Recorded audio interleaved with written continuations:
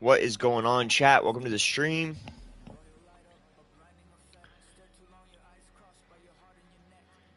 Welcome to the stream.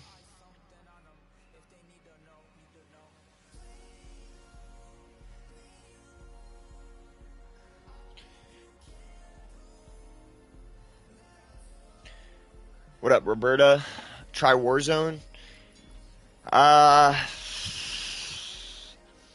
don't know how to feel about Warzone. Like Warzone, I'm down to play it for you guys. Like if you guys want to see me stream it, I'm down for that. But I have like, I don't know. I feel like Warzone is just not at its peak right now as it used to be.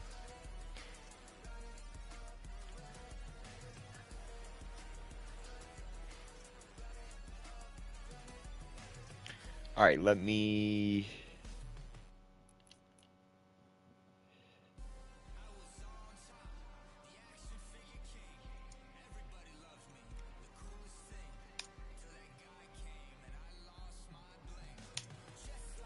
Hold up, chat. I'm just fixing upstream a little bit.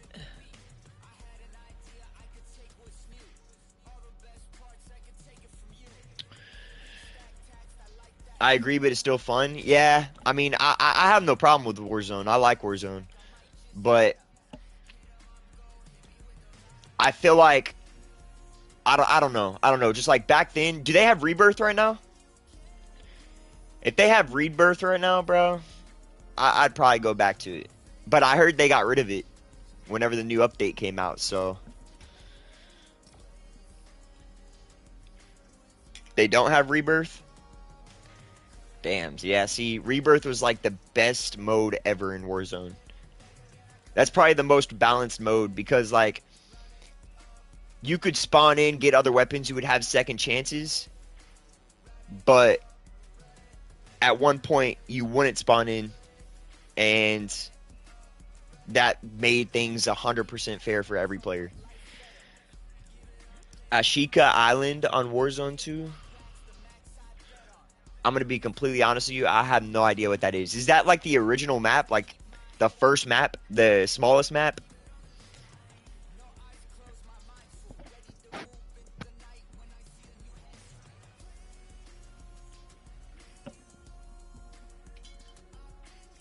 All right, so chat. This is my plan for today. Yes, but way bigger. Damn, that's like I might have to go check it out then. I'm down to do other streams. I'll post it. I'll post it in the community and see what everyone wants me to do. But the plan for today, chat, is I'm gonna play some solos, and then we're probably gonna watch the grand finals. Let me see. Let me see when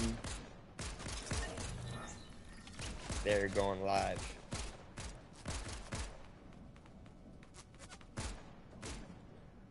They should be starting here soon. Probably in a couple minutes. We might only get like 2 or 3 games.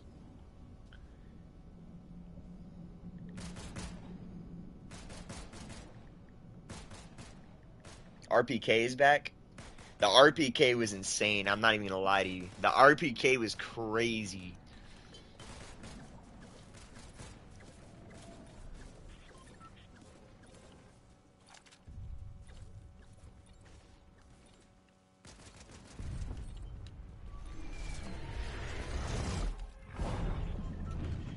They got to start doing some NA Central tourneys. I know they're doing one at the end of the season. It should be either Tuesday or Wednesday.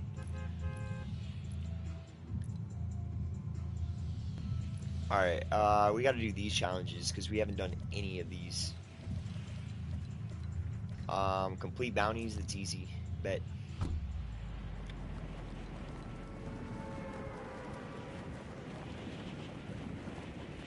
We got a little late drop, but it's okay.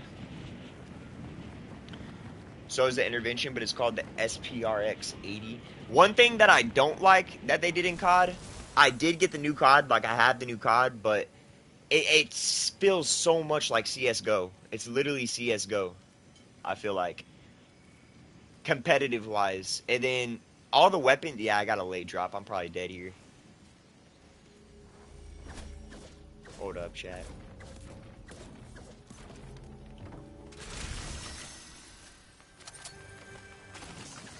No hammer? Shit, I forgot what I was saying. But I'll almost definitely go back to Warzone if you want to see that.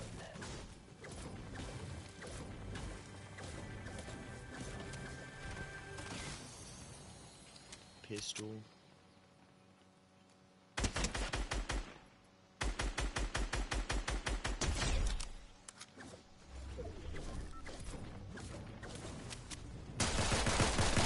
I knew he was right there.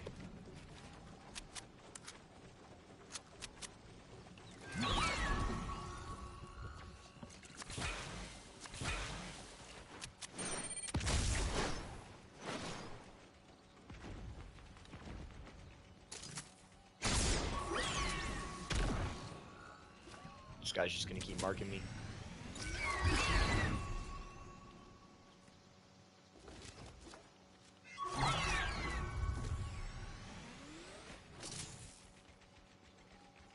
Yeah, put that shit away, boy.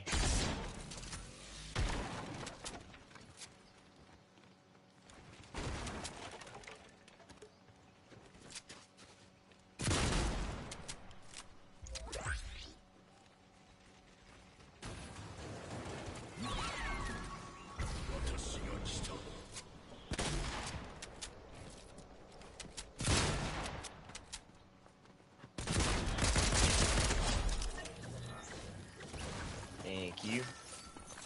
Hate the heavy. Get rid of that. Hate the heavy shotgun. Complete AIDS.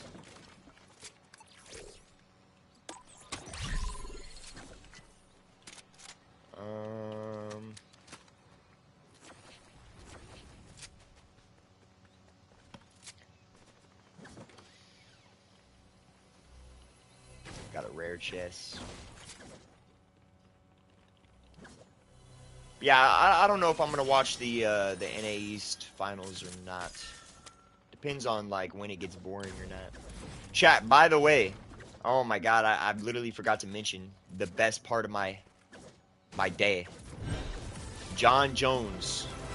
John Bones Jones won me $500 last night, chat. $500 in 2 minutes. 2 minutes.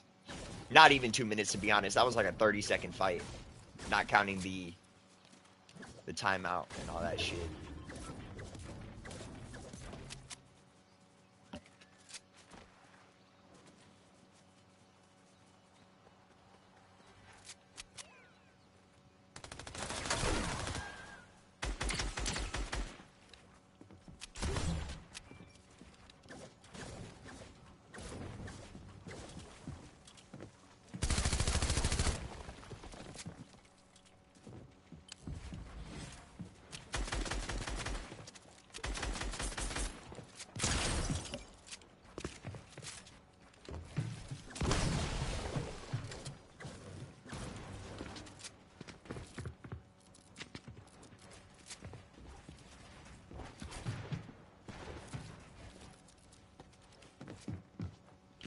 Bro, this guy's just building.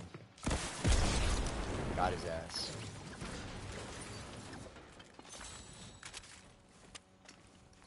Where's his other kid at?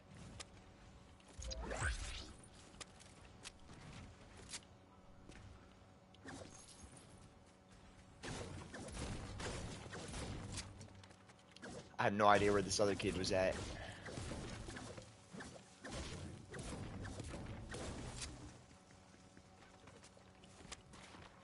I hear him.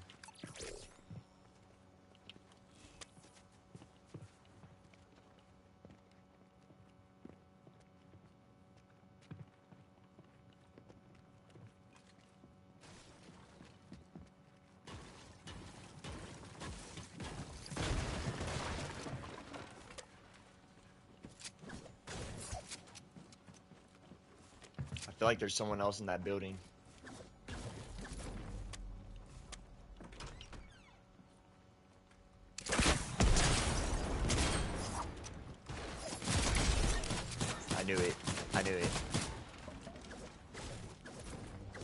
knew it.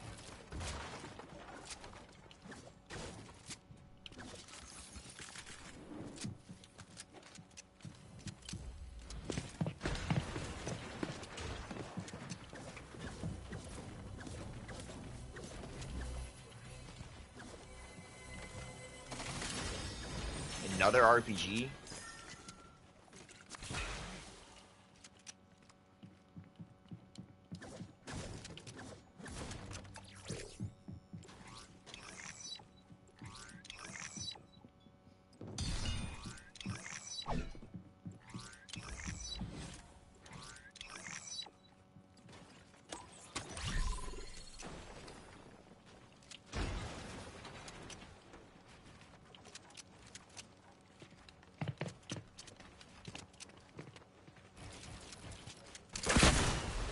Oh my god.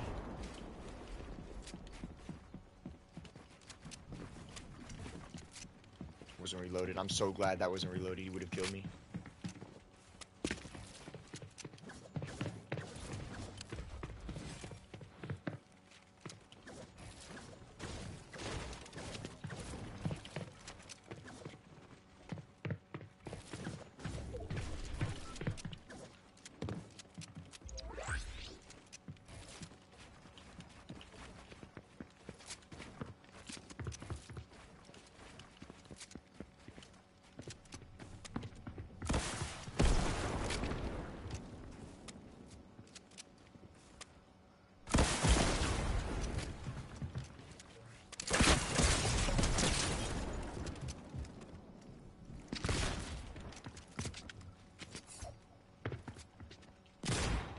Oh my god, that was actually scary.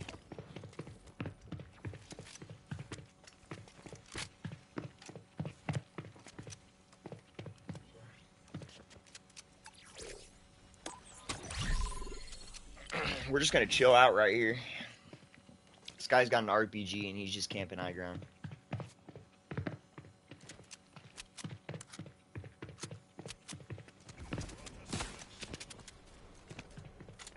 Come on, how high is this gonna get me? Is this guy really just gonna camp?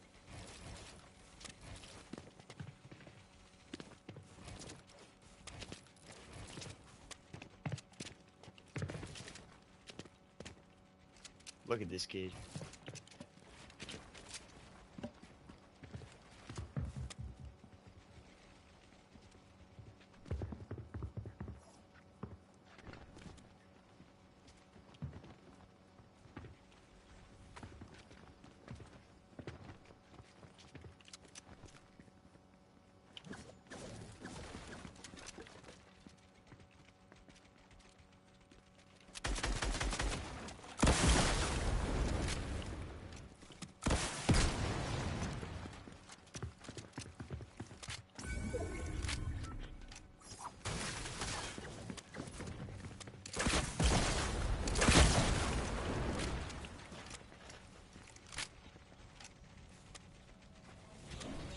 Land on him, thank you.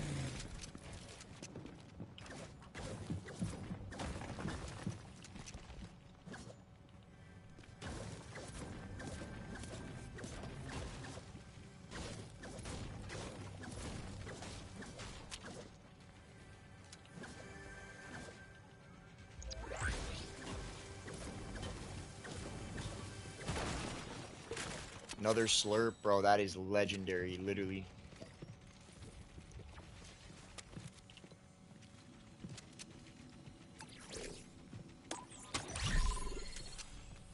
I'm just waiting for my storm mark at this point, so I could just know exactly where he's at.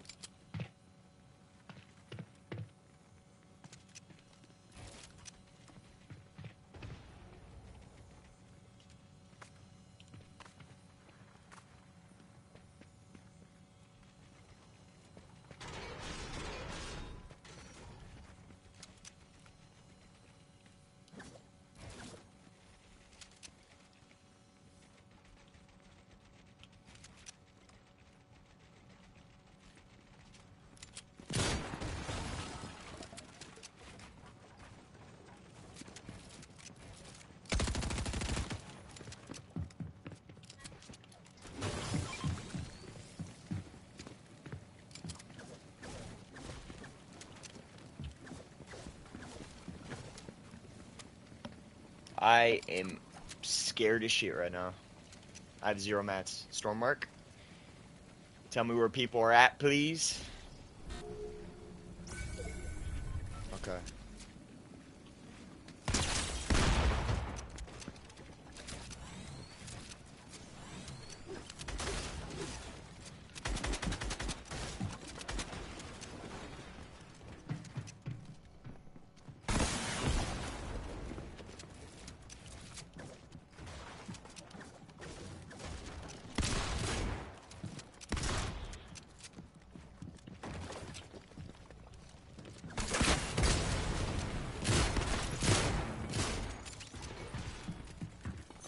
This guy had max mats, no way.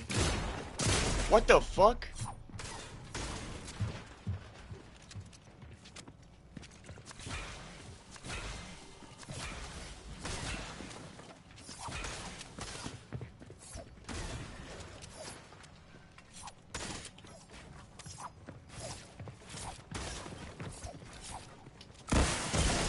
How did that hit me? I have no idea how that hit me, bro. I was wondering. I'm dead.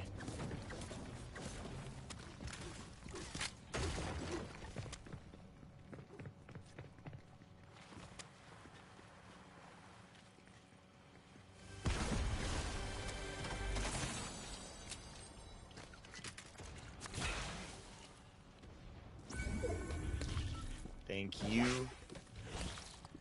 What up, YJ? Welcome to the stream, bro. Shit. I gotta go.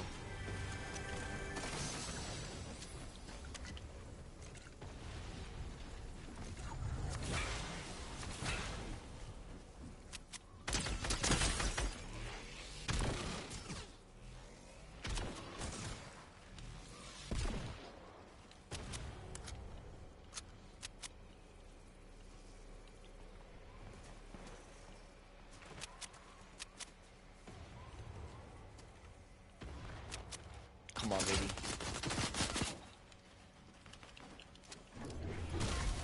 Why is this guy pushing me?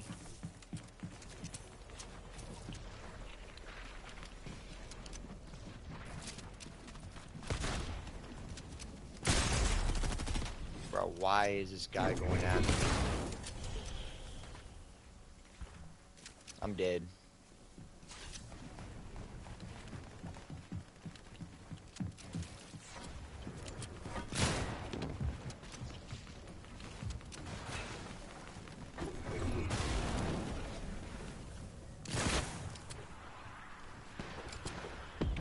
That sucks, bro.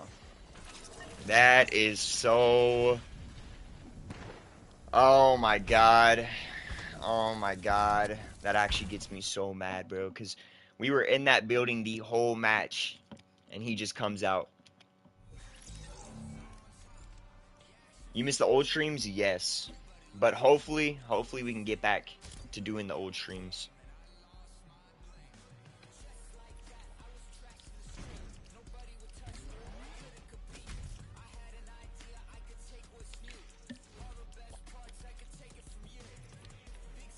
Alright, let's change our skin. We're going Omega. No, why is it like this? Hate the full armor. I'm gonna be completely honest with y'all, chat. I hate the full armor. Yeah, but I feel like we can get back to where we were in the old streams. We just gotta grind and yeah, do what we do best, which is what we did in the old streams. Giveaways.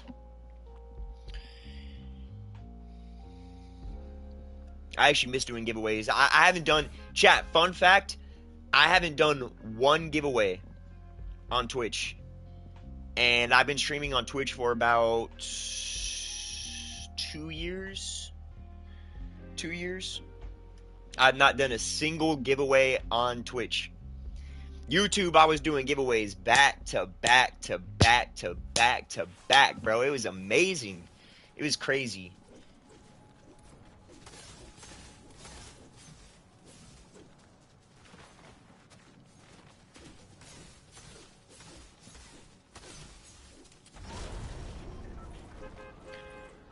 I miss those days where you had a good amount. Yeah, bro. I'll never forget. Never forget. The most I ever had in a stream was 102. 102 viewers. And that was honestly crazy. Like, I cannot believe I still could do that. Alright, let's go breakwater. Hopefully we don't get caught up in storm. And when you had a good 700 in your stream, you think I had 700? No, there's no way. I never had 700. But I did have like 3.7k views on a video, which is actually insane.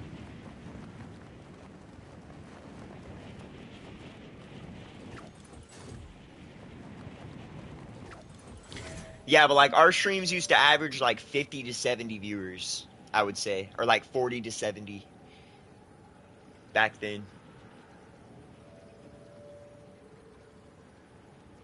The next stream you do has to be on Warzone.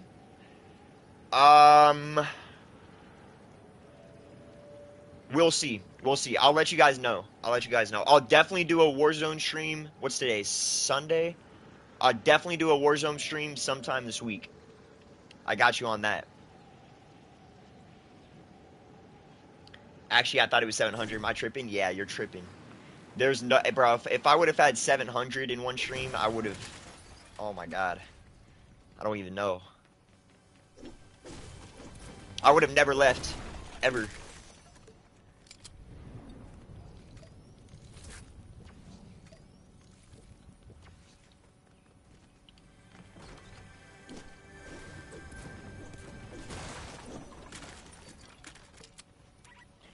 We can take these slaps.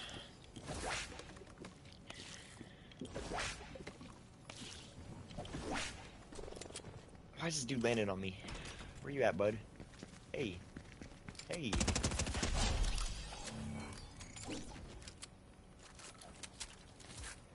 Screw the bush bombs. Bush bombs, chat, I've been seeing... I watched a little bit of the Europe Grand Finals. And they've been using bush bombs like crazy.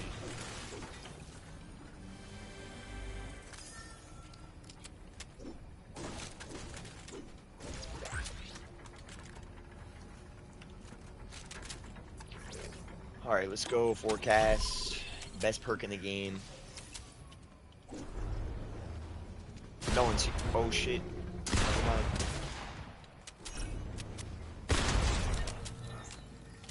I thought no one else was here, but I was wrong. Alright, we gotta start this bounty. I forgot. We gotta do 3 bounties. I'm trying to get my challenges done before the end of the season, chat. It's coming up real soon. Real soon. Wednesday night. Or technically Tuesday night.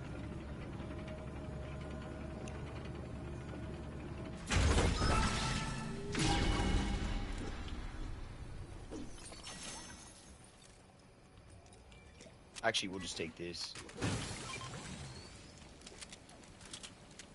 We'll just take that. How far is circle? Not that far. We good. We good. We good.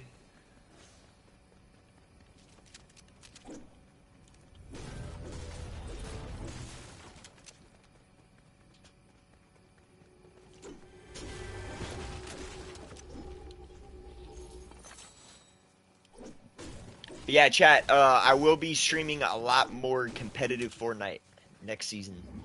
100%.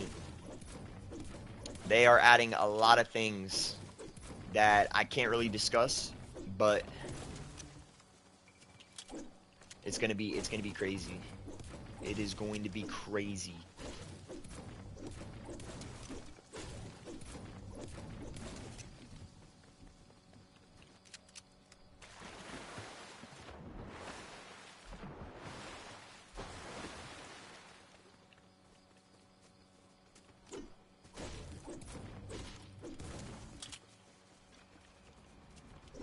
Need a hammer. They need to get rid of hammers next season. They need to. I feel like they need to add like another type of... Bro, that's just way too OP. Way too OP. I feel like they need to add like launch pads back or something. The hammer is just way too fucking OP, bro.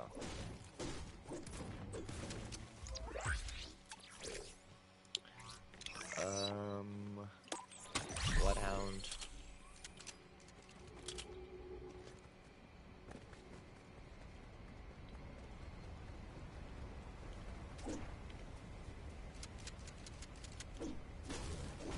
Bro, people in their Teslas, I swear. I swear. They drive around, they act like they know, like they own a neighborhood. Or they own that street.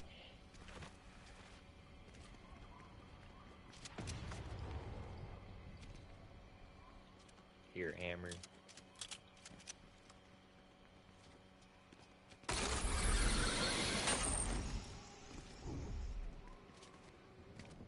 Where's that hammer? Oh, I see him.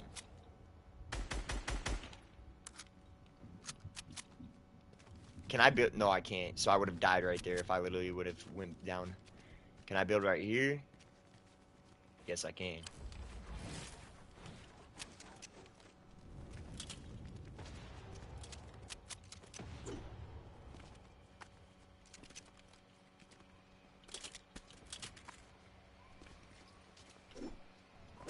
Thanks for your leftover loot.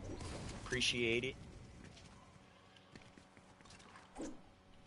Yo, I'm in cash cup mood right now, chat. I don't know why. But I am.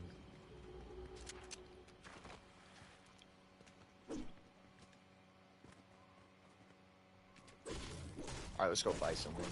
Bro, I am ready to fight. I'm actually feeling good today, chat. Feeling real good today.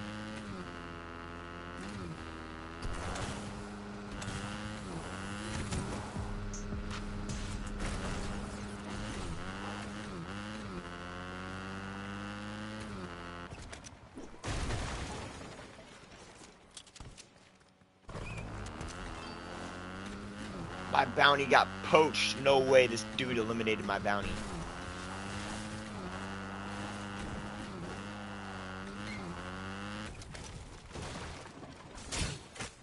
Excuse me? That's... wow.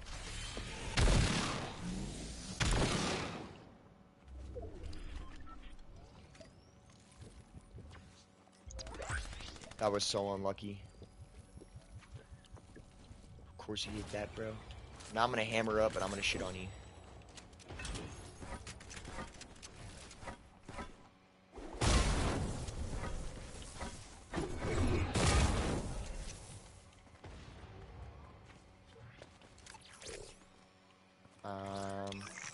Where'd the heat go? Did they get rid of the heat, chat?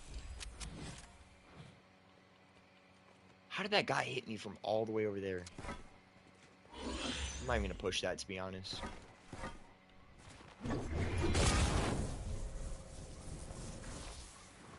We need whites.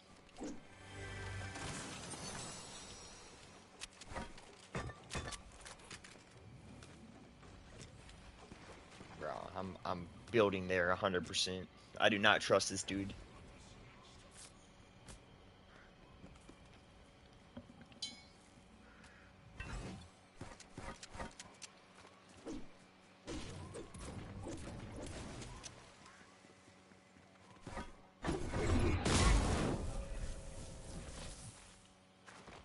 Bro, I'm so ready for this new season, chat.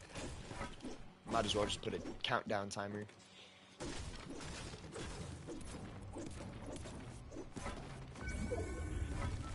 I'm thinking about doing a subathon tomorrow, chat.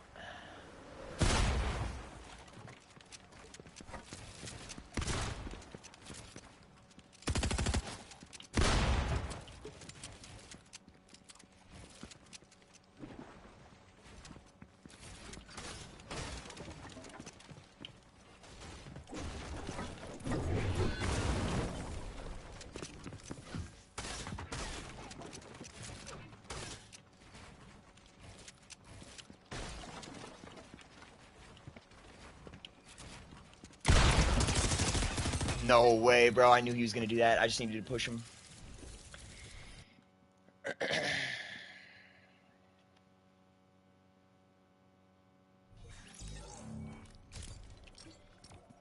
Alright, let me see if I can watch this NA East. It just showed it for Europe, but I don't know if it's going on right now. In 16 minutes.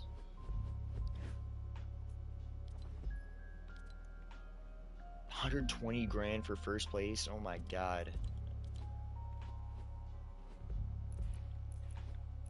But we can't watch it.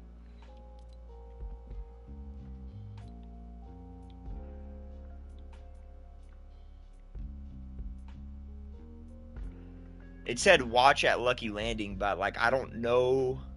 It said that for Europe. Let me see if they're even live right now.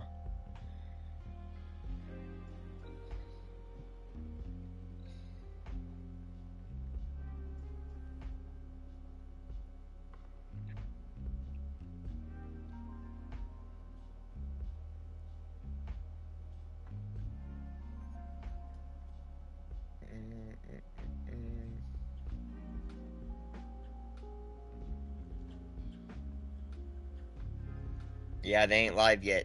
That's why. Scheduled for 4:45, literally 1 minute, and they'll be live.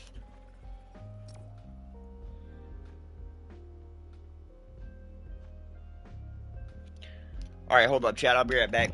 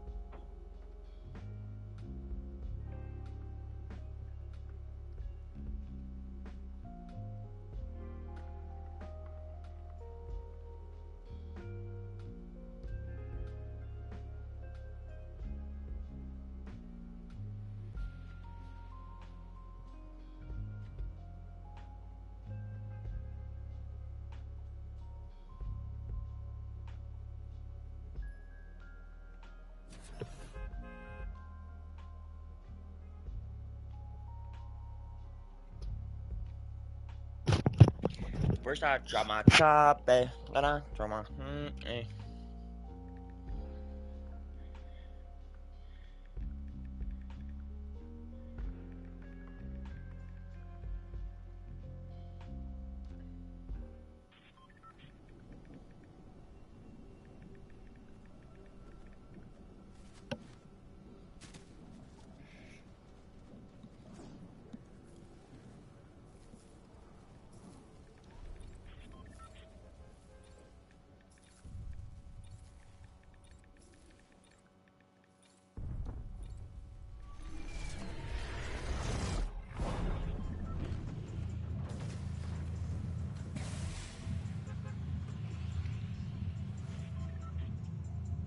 Alright.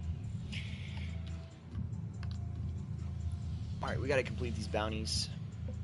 Skull only.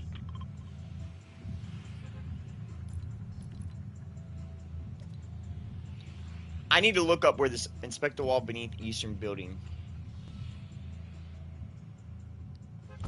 Inspect the wall. I have no idea what that is. We're gonna have to look that up.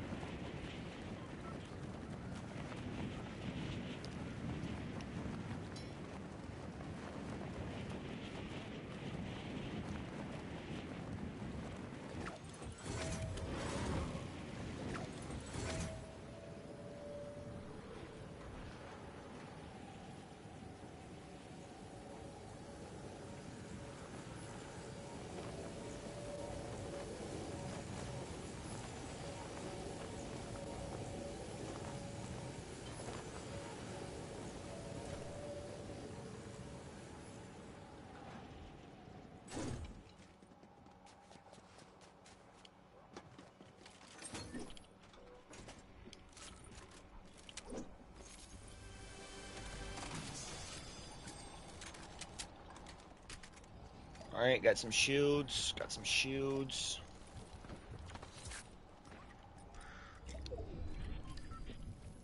Alright, chat, I'm going full sweat.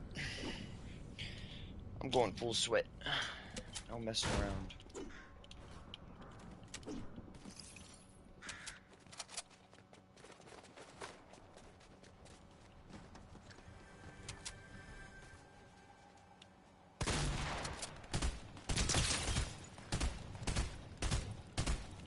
God damn it.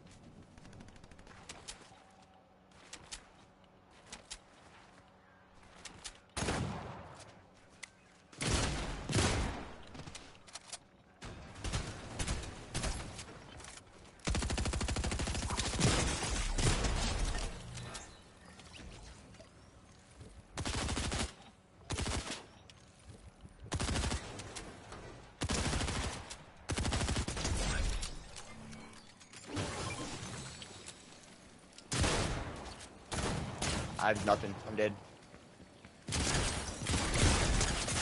No way. I had nothing. I had 0 mats. Fuck, bro.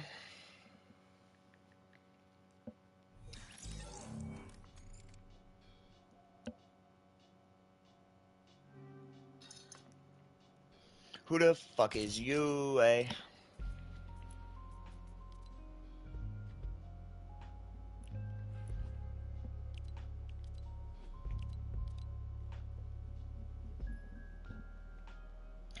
Do I have to be on NA East in order to... No, because it was showing me the Europe one on NA Central.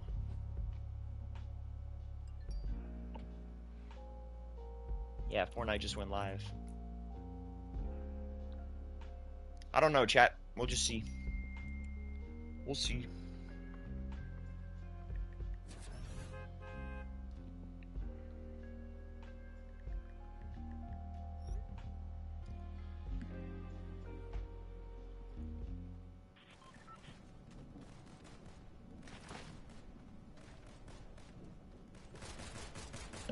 Who the fuck are you?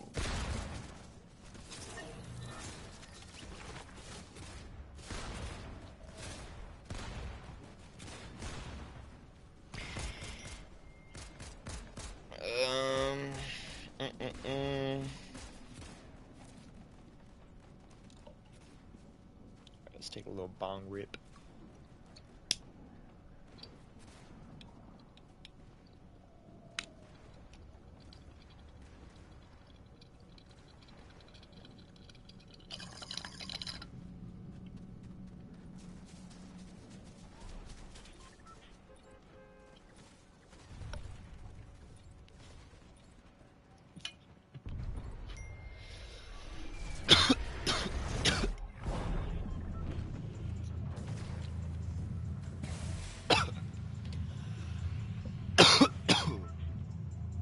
Go! So...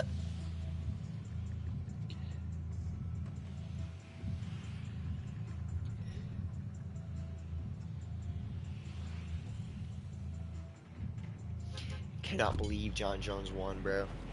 Chat, I had to watch, like, okay, so I got his house at 6, left at 12. It's 6 hours, bro. Chat, I had to watch 6 hours of fights just to see a 30-second knockout.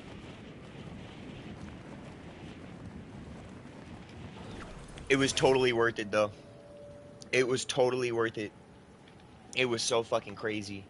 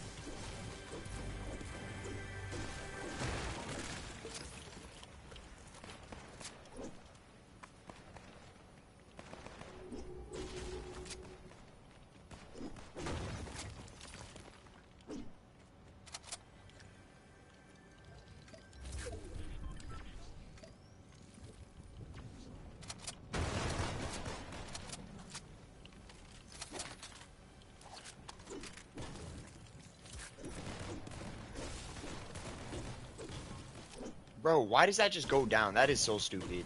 That's actually stupid. And it's still not here.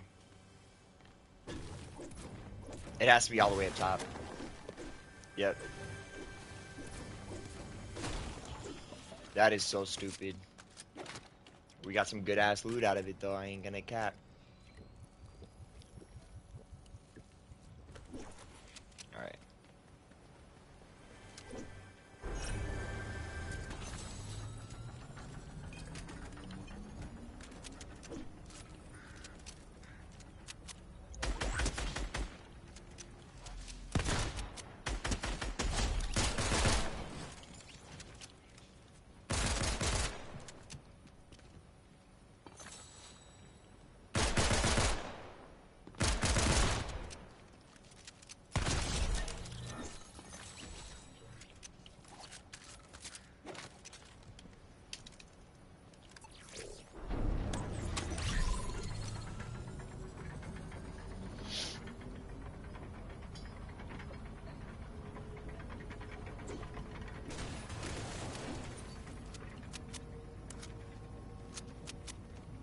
Give me a better scar.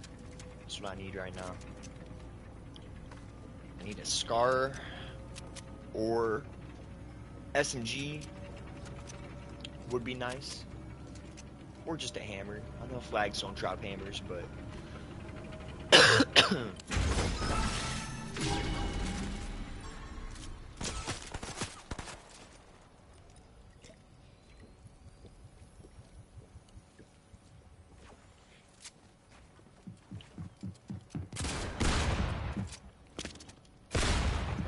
what the fuck?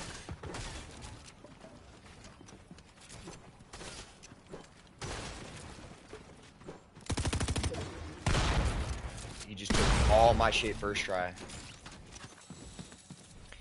He just took all my shit first try, chat. Dead ass. Dead ass. I actually want to watch this. Hold on.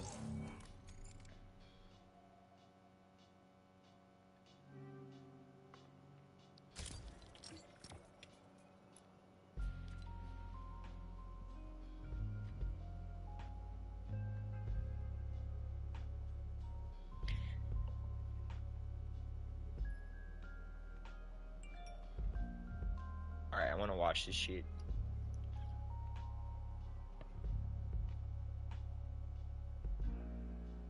How did he get that pump?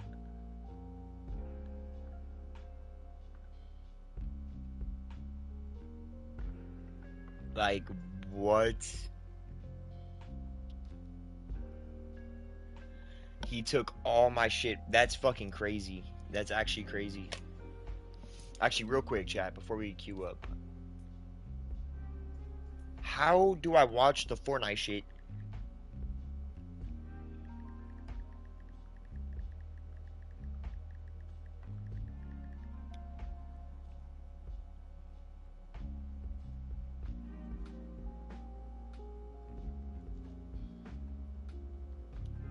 I have no idea. What if we just switched our servers real quick to NA?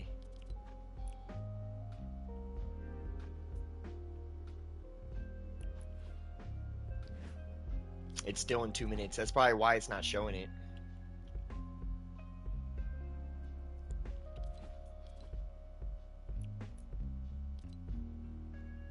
Would it be in like creative or something?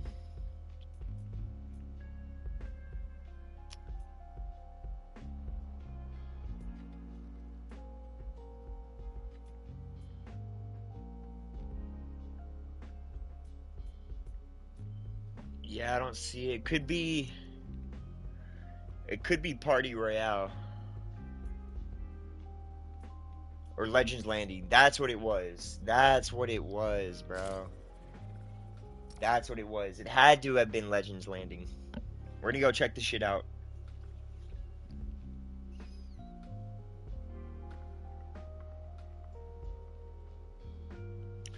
Let me change the title real quick.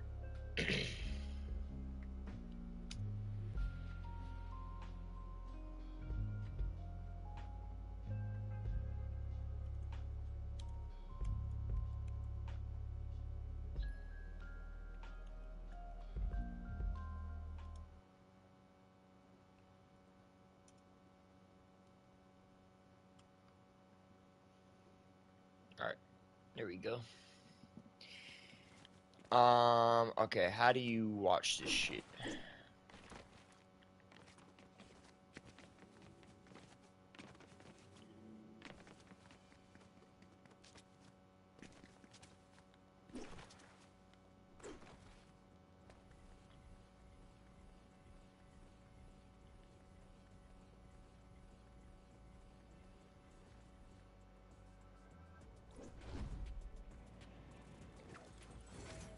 I can't like full screen it though.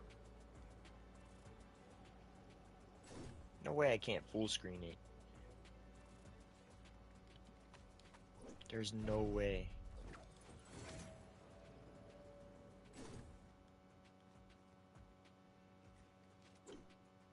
Hmm.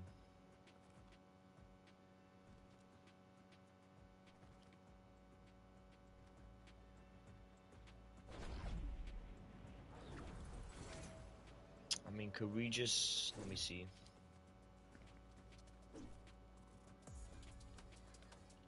Bro, I wish you could like hide your character or something.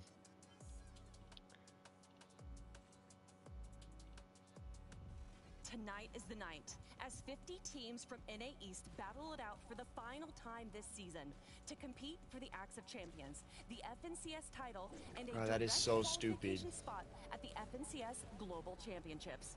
Currently sitting in first is Acorn and Cold, and these guys want it more than ever. That is so Potentially stupid. their first FNCS duo title is on the line for both of them, and that is not an opportunity they will let slide.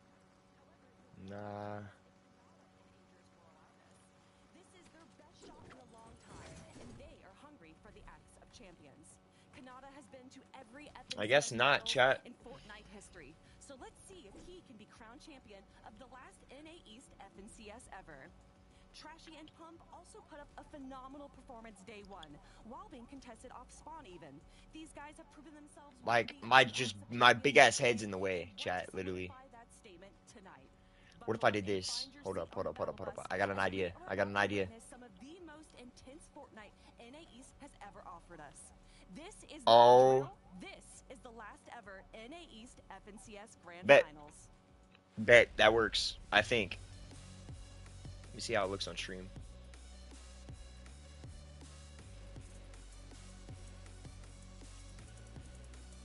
Okay, bet. What is going on, Fortnite fam? Welcome back to the FNCS. We just watched EU go absolutely crazy. And now here we are in NA East to bring it all home. 6 games, and by the end, we will know the first champions from NA. And as Kelly eloquently put it, the last NA East champions. It is going to be a wild ride here over the course of these next 6 games. But of course, why don't we bring out our friends? They're going to help us break down all of that and so much more. It is none other than the best taco and Kelly Link. No. Boom. Absolutely not. Crushed it. That's the most cringiest shit Here we ever. are. I would never can't do that believe in my it. life. So, Ever. Obviously, we just Never. got done watching EU. I don't care if I'm getting paid a mil, bro. Actually, a mil, I would do that. If you I would did do not that. watch EU, go back, find the VODs, wherever you got to do, go watch that. Are you guys feeling the same? I feel like NA could bring something similar. I think it's a bit serendipitous because we saw in Chapter 3, Season 3, the Hold up, last chat. I'm gonna NA try to get a East better view. FNCS online tournament, that it was Booga and Peterbot that lost by a single No, point as you just well, go so down from there? Maybe we're going to be seeing a repeat here today. Look, all I can say, Kelly, is that from what we got out of yesterday, we saw so many of these newer That don't duos work. climbing their way into the top 5. And not only that, but we were also starting to see a little There we bit go. of that resurgence That's from better. some of the more I feel like that's experienced teams better. you kind of would expect to be in that top 5. But now here today, we get to figure out who's going to Global Championship Yeah, it's way better. and who's winning Major 1. Absolutely wild. There is so much we have to talk about, so much to catch all of you up on. So why don't we kick things off with some of the off-spawn Game 7's in fights. 10 minutes. My, oh my, did they go ways in which we didn't quite predict? Let's start things off. Miro versus Moo. How did this go yesterday? Well, what we'd like to talk about is adaptation. A lot of these teams yesterday had to adapt not just to their own drop spots, but to other teams encroaching on their top spots. And that's exactly what we saw here from Miro versus Who do I have, Moo. chat? Miro I'm gonna on be the best completely side honest, there, y'all. having a I'm gonna be huge completely swath honest. of the map He's not to doing good at all, and a lot of but I unfound have to tests. go for my Moo, boy. who originally was going to be landing slap and go, decided It's gotta be. you know It's what, gotta another be. team's gonna be landing here. I don't want to deal with Duke's and Iamzo's team, so we're actually going to be dropping here as well. I don't blame Yeah, him. as far as Moo and Braids are concerned, I think that also the Elite I don't want Booga or Peter about to win. I do not want them to win at all. It was really Because they are way interesting too to cocky. see the adaptation Probably that either came Kanata from or Kelly Clicks. from Miro and Kanata Ed, or because they Clicks would knew be nice. being at King's Launch, Kanata's they doing had pretty to good right limit now. their loot path. They didn't have as much terrain that they could actually freely cover, freely look for loot and resources. And we actually saw them choosing to try and disengage more often than not, and that adjusted loot path had a big part in it. Yeah, in game number 1, it was Miro that was able to take out Moo's team, and then in game number 2, it was Moo that was able to take out Miro immediately, and then you can see in game number 3, Miro almost dropping on that spot, but then deciding in the last second to go up north a little bit and to get some loot to save themselves some off-spawn contention. How do we see this going today? Can we see more of the same? Can we see even more adaptations come out? I would definitely expect for Miro and Ed, as far as wanting to find consistency in their placements, they're probably going to have to keep prioritizing just keeping that limited loot path, that adjustment in their loot path, because they don't want to take a 50-50 contestation when they're already in 16th place. They know that Moo and Braids are in 36 as well, so it's not really worth the battle there in my mind. I think as far as Miro and Ed are concerned too, they have so much experience as a team that as far as King's Launch is concerned, they can get enough and get out. Yeah, for sure. Why don't we continue the talk of off-spawn fights and how they went. Trashy going up against Aaron. Now, this one felt a little more clear-cut, but in day 2, we could look to see a big change-up. So talk me through this one. Yeah, clear cut is definitely the memo here that was established, because Trashy and Pump were absolutely cooking Aaron and Naves off spawn. 4 matches in a row, we just see Aaron and Naves be complete non-factors, because Woodsy Ward has been the total control. Yeah, Pump was of going Trashy and Pump, crazy and yesterday. They made sure to keep that message established, but it was cool Pump was to going see so a crazy. switch up for Aaron and Naves, because they did find a little bit more success in game 5. And you can see a lot of these teams try and take that 50-50 on the off spot, but Trashy and Pump, time and time again, literally before they could even grab a weapon, were able to I don't take think they're down first, though, Aaron's chat. team right there. And you can see just an immediate elimination, and this was different games. We're not watching a replay right there. And what Aaron's team did really well is that they changed their drop spot onto another team on the southwest side of the map, and then they started winning those engagements as well. So again, it's not just one team that is changing and adapting to these drop spot fights. It's multiple teams that are having to kind of a cascading effect that we're seeing here. Yeah, I mean, similar question, I guess. Do we see them continue this trend? Do we think maybe in day 2 they say, okay, Trashy, we just maybe want one game to run it back just to see? No shot. No. When it is that pre-established, that drop spot, you have zero business being at, when you are losing it back to back to back to back, it is time to reassess. And I think that Aaron and Naves, like I just mentioned, in game 5, we saw them actually make it into the top 15 of placements for games 5 and 6. And it's because of that adjustment, moving to the south side of the map over in Rowdy Acres and contesting Suscript and Haji, like you're mentioning, Kelly. And in conjunction to that, Trashy and Pump were able to get a good amount of eliminations, games 1 through 4. But then in games 5, when we did see Aaron's team change drop spots, they actually ended up with 0 eliminations. So Trashy and Pump actually might have bit off more than they could chew. Okay, I like this conversation. And you know what? Why don't we hear from the man himself? Trashy has put on quite a show after day number 1, currently sitting in 3rd place. And you know what? Why not tap into the player themselves? Trashy, welcome to the broadcast. How you doing, my man? I'm good. How are you guys? Oh, man, we're doing fantastic. Day 2 grand finals. Gotta ask you, how are you feeling? I'm confident. I'm really confident. I think my duo is gonna help me win this. Yeah. Quick question for you as far as like yesterday as compared to today. Do you feel like there's any pressure differences coming into today? Or if not, what do you guys do to prepare coming into today? To prepare, I think overthinking is a really big issue for a lot of people. So we just try to stay calm. Yeah, I mean, we had a chance to talk to you even in week 3. And so here, day 2, grand finals, you're in 3rd place as is. what do you think you need to do specifically to find yourself in that first place spot instead? Definitely going to focus a lot on Surge and just getting a lot of that, like moving around off spawn a lot. Well, Bro, and can I get rid of my that's a great, crosshair? Segue to Surge. Now you guys don't have I think I anyone can. contesting you Hold on your up. drop spot. Is that any concern at all? Obviously, you guys had some favorable zone pulls yesterday. What are your thoughts on that? Yeah, it's definitely going to be tough if we don't pull Is that zone, even but possible? I'm pretty confident. Yeah, okay. Is there any strategies you guys are busting out here in day number 2? A lot of players HUD we've scale, talked we to can have put always that said, to "Hey, look, 0. we got secret strats here and there." Do you guys have any of that coming into today?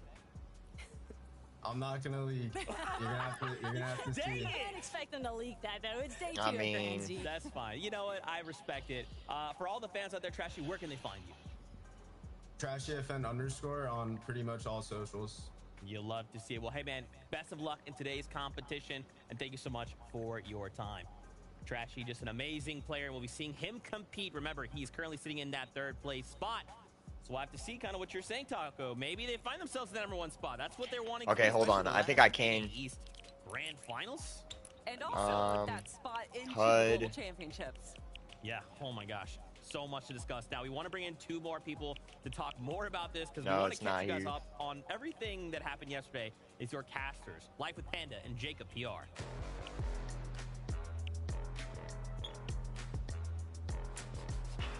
Oh. As you can see, we've been practicing crowning champions Target today. info. In Should I just turn that off? preparation for NA East to come in. No, that This doesn't is a work. big one. This is more than just a crown for one player, one team. This is the last NA East I don't championship. think I'm gonna be able to There's do so much it, on the chat. line. I'm at the edge of my seat waiting for it. So insane. So let's set the stage here. Let's start with the standings. All right, that is kind of the best way to indicate maybe you missed out on the action yesterday. We've got you covered. I don't The know. standings will tell us We'll a just have to very deal with it. interesting story. Right now, Acorn Cold, they came in after those first 6 games. They're looking strong. Now, they did have a little bit of like a blunder. I So, wanna yeah, say. Acorn got They first. had a game Kanata where they had, second. like 80-point lead, and then suddenly that just kind of fell apart. Yeah, it went from a 15 eliminations burner to just absolutely nada, just about only picking up an additional 2 elims in that game 6. And while it wasn't necessarily the placement that they were hoping for that final match, at the end of the day, for day 1, they had already had so much of a buffer zone that it still didn't cut their lead by too much. I mean, you guys were talking about momentum yesterday, and I don't think that slowed their momentum down whatsoever. I mean, ever since we saw them from week 2, where they got top 5, week 3, where they were in 4th, and then 2 Elite Cup top performances into 1st place right here. I mean, he might as well change his name to Hot because he is on fire right now. Listen, I called it early this season. I said Acorn and Cold, this was going to be the team to watch out for. And despite a slower game 6, 'cause that's what I'm going to call it. It's just a slower game 6.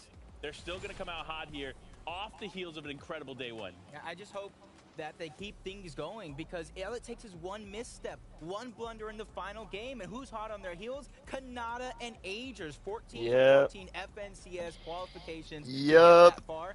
He just needs that one thing left, and that's that championship at the end of the day.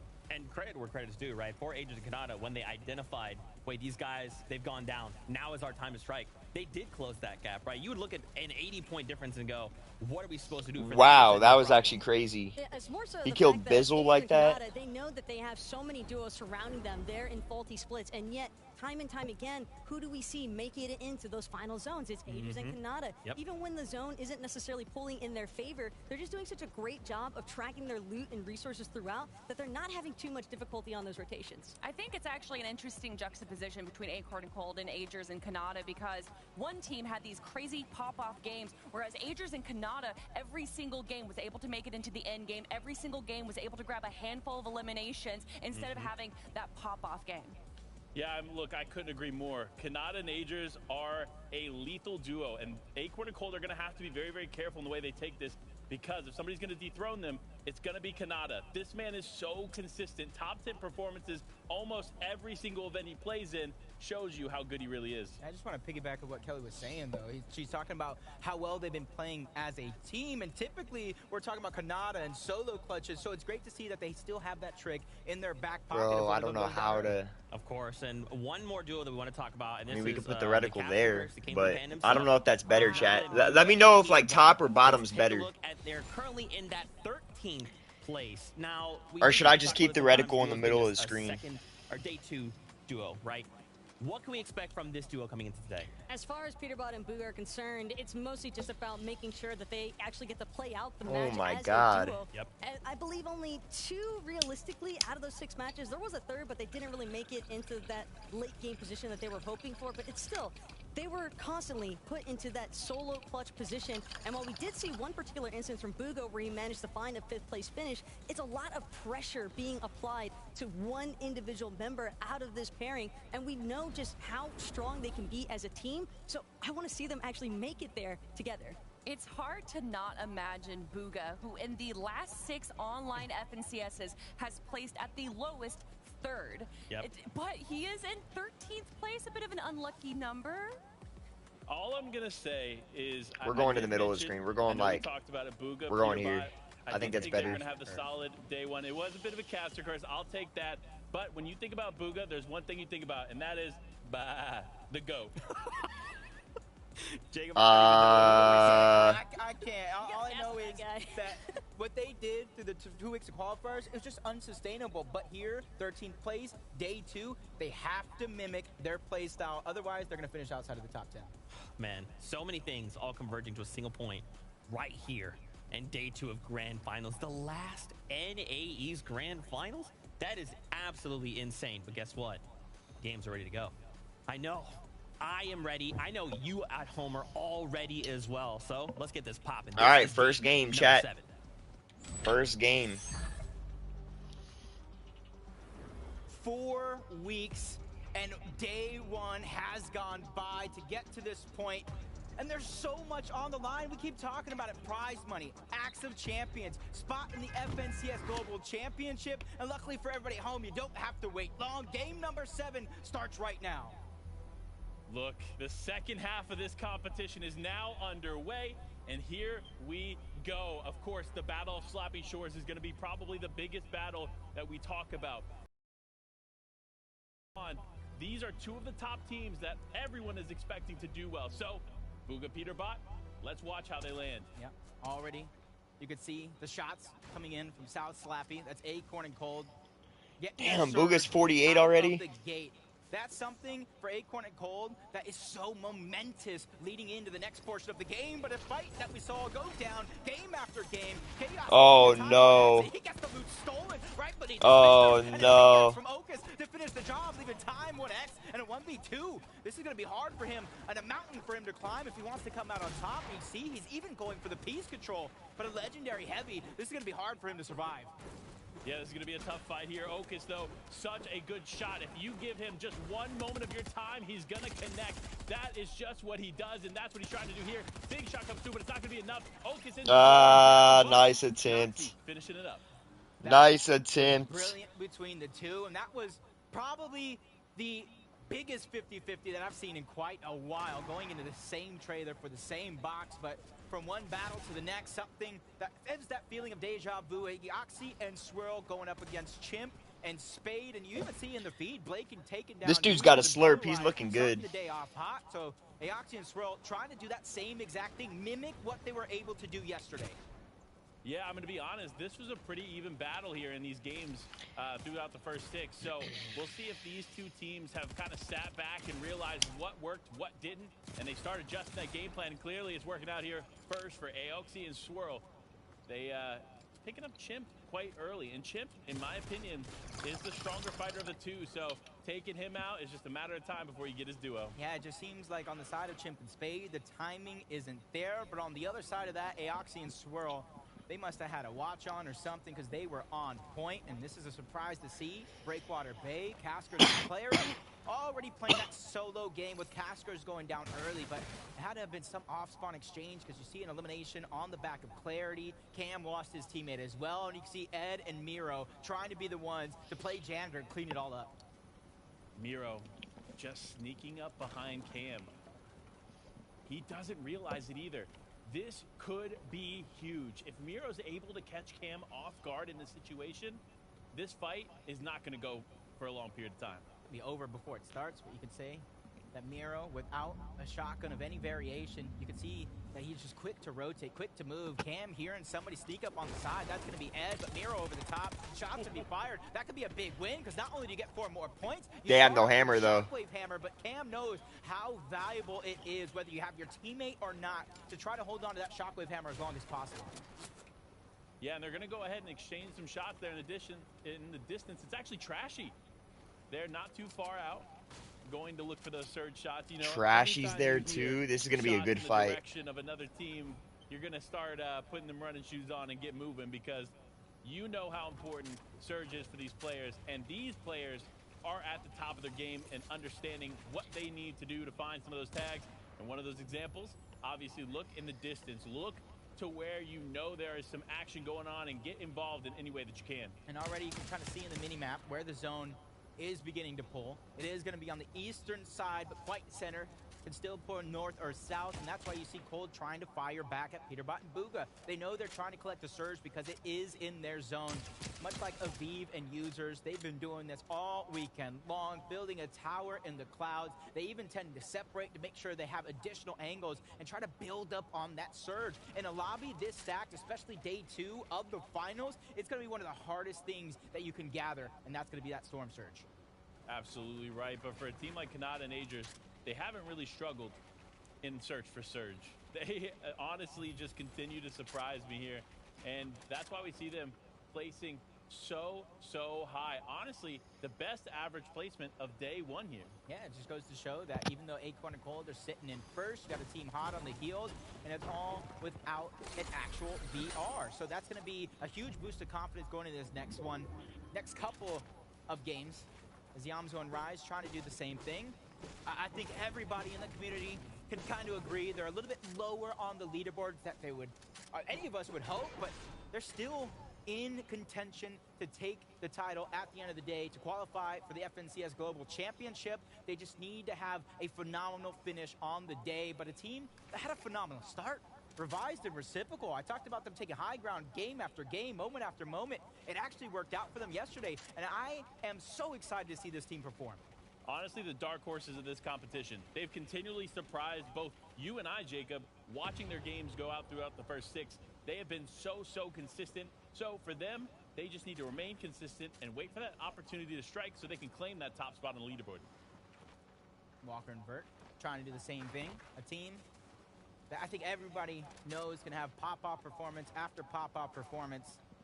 It's about finding your stride, finding that little bit of momentum and trying to stretch it from game 7 to game 12 with as much consistency in between. You can already see with the Burt and Walker started doing really good at the end yesterday.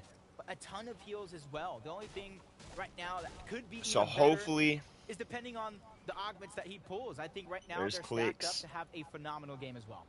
You know, that's one thing we didn't really talk as much about there in day number 1 is the augments and the impact that the augments have had here in Chapter 4. Remember, this is a brand new system here to the game in this chapter, and we're seeing it unfold in high-level competition for the first time here in the Grand Finals. Now, obviously, we've watched quite a few of them throughout the weeks, but in these weeks leading up to this moment, several new augments were added, but it doesn't matter about augments when Trashy and Pump are in your box. You know whether they have augments or not, they're going to be hunting for that elim. Couple of shots. Oh, crap. To go straight up. Going to be a little unsuccessful on that, but Pump is They there got on it. the other side. Welcoming in. Come into my box. Try to escape. I'll take you out anyway. And you can see the seriousness on Trashy's face. And I love that. He's never getting content throughout the game. It doesn't matter if he gets 100 points in a victory royale on one game or maybe even winning the entire thing. You're going to see him not celebrate until the job is done. And that's something that you can kind of lay your hat on. Not getting content is something I think everybody needs to go through on the day. And talk about not getting content. Talked about 14 for 14. Kanata and Agers, and Vivid has a huge masterclass on how they're going to succeed in this game. Blake's playing with Second place Bizzle? team I right actually now, did honestly, not know just because that. they're so good at maneuvering throughout their drop spot, faulty splits, in combination with the Splash Medic augment. Bro, They have Kanata so played this many Splash splashes. Kanata here dedicating 3 slots, and method Agers too. himself, 40 points behind Shit's coming into crazy. this game. Will they be able to use this one to catch up to Acorn and Cold? Thank you so much for vividly breaking that down for us. But we keep moving, especially for Kanata and Agers. Job's not done. Second place is not enough. And Kanata looking for his first major win ever. And he's going to be challenging Mega there. You see him get that knock. Him and his teammate going to go ahead and press the fight. Definitely the right call here because you know that refresh and those additional points from the elimination are going to be so crucial. And that's why you see them jump in. It is a 2v1 as of now. Justice on the back foot, trying to hold Mega down. But when you have the power, the absolute carnage and aggression from Kanata and Agers, there is nowhere you can hide. I feel bad for Justice there in that moment. Because as soon as everybody in the lobby saw Kanata and Agers go for the actual elimination, that tower is massive. Everybody around is going to be able to see it. And you saw the third-party attempts go in, which led Justice to try to disengage. You can already see in your mini-map from one fight to the next, Justice has his work cut out for him if he's going to try to come out on top. And man, did I think this was going to be a full Eastern pull. Was I wrong? It's going to go south from here. Can I just say, we're seeing it yet again. How many chug splashes are there in Kanata's inventory? 17. Let's say there literally. was 18. He used one, and Vivid broke down. They had 30 splashes before that fight began. 30 splashes. I can go 3 games and not find 30 splashes. I mean, honestly, if you get that many chugs, like, you could just hang out, chill. You don't have to press forward on anybody. You could just heal off against Surge, get into the end game, heal off in the end game. I mean, there's so much potential when you have that many chug splashes, so I'm interested to see what they're going to do with them. But the Roller and Jackson, another team, another formidable duo that we need to pay close attention to, is right there, perked up, ready to go. But a team finding themselves in the storm. Yet again, it seems like every time we turn in with Crackley and his teammate, he's just... Bro. Punching down some apples, maybe some slapberries as well. Gotta imagine the possibility of the Harvester augment. I say possibility because you can still get some heals, some HP off of both slapberries and apples along the way. And you can kind of see Sphinx doing the same thing, just trying to gather it up. And for him, those could be used for 2 different ways. You see him lacking the Shockwave Hammer. It could be used for mobility as well, not just the healing portion. Yeah, you know, it's funny. I feel like when we came into the season and you had the Slap Juice introduced, this was like a game-changing movement item. Being able to have unlimited energy so you can sprint is massive. It reminds me of getting those chili chugs in the inventory, but genuinely, those Slap Juices end up lasting longer. So those in the berries are honestly an undervalued, underutilized item in the chapter, but you see other teams are starting to pick up on it. They're starting to realize their value, so we could see a lot of players begin to change up the way they run. That's why I liked, like, at the beginning of the season, everybody had their tier list, which augments were rated more than others. But at this point, I wouldn't say it'd be drastically different, but I think you would see a little bit of a different tier list now that players had a chance to really play with those augments, figure it out, how they want to play, and how it really changes your play style depending on if you have a ton of loot, if you lack loot, or if you lack Surge. For Tragic and Cease, they don't lack Surge, but 146 above the threshold is going to allow them to rotate early, but as soon as they get to their spot, they're going to have to start thinking about it, just like Cold and Acorn. I didn't expect them to be in this position. 152 below the damage threshold, especially since they did get that first zone. Yeah, this is interesting. The way that this is playing out for them is not what I was anticipating here for the first game. They definitely had a better Surge plan on day 1, so looks like they're struggling off the start here for day number 2, but a team that's not struggling is Walkers and Vert, getting in the fight, getting some big shots there. Mason Aim just trying to play backwards as his team is down, but now the exchange comes through. Walker's taking a ton of damage. He is 1 shot away from going down, so his teammate is going to need to intervene, and that is Vert just taking those shots there, pressing Mason back. Mason now 1 HP 2. Walkers, will he be able to clean it up? The shots are coming through, but neither team is willing to jump forward. They know how weak both of them are, and all of this can end in just a moment. Yeah, they realize that with 1 knock already through, a bunch of damage, and even the information he's getting from the Falcon Scout, it's only a matter of time. Especially that you got to realize 2 teams above, 2 to the west, 1 more coming in at bat, and there goes Walker's finishing the job onto Glaze. That's going to be a huge siphon. Mats that they can gather if they continue to pull forward. And Mason's doing a good job, though, for how long this fight has actually been with just a sliver of HP. This could be the saving grace, because as soon as a couple of those teams come in, they begin a third party. He could try to use it as a distraction, but there goes the Falcon Scout once more, and then the final shot to finish it off. Down goes Mason, down goes Glaze. Unfortunate, but for Walkers and Vert, that's just the start of something big. Yeah, I mean, look, Walker's Avert picking up some eliminations. That's nothing new here for this team. They are aggressive, and they know how to handle those mid-game fights, and we see it yet happen again. But Monk and Users, not the same story. User going to go down. Monk has left as a solo player, just going to try to hold on here as Crackley and his teammate press forward in the box. Unfortunate situation here. Not what they were anticipating, of course, but when you have a team like Crackley and co., it is tough to go up against them. I mean, they just continually show that they are a threat when it comes to taking these fights in the mid-game. Yeah, especially since they already got that first elimination. They realize they're one of two things. They're going to disengage, find their way safely to zone, or Lump's going to try to go back for that reboot card, try to go back because he is down on Surge, so disengage might not even be an option here. As long as Crackley and his duo know that timing is of the essence for Monk, they could just continue to play defensive. They hear the splashes coming out, and that's going to be a huge red flag as Monk is continuously trying to put some pressure on, but push comes to shove. He has to figure out one way to start getting proactive. You can see him trying to break down the builds, getting that piece control, which is important. You got Crackley and his duo just immediately bulldozing through the box to finish the job as Monk and User go down altogether.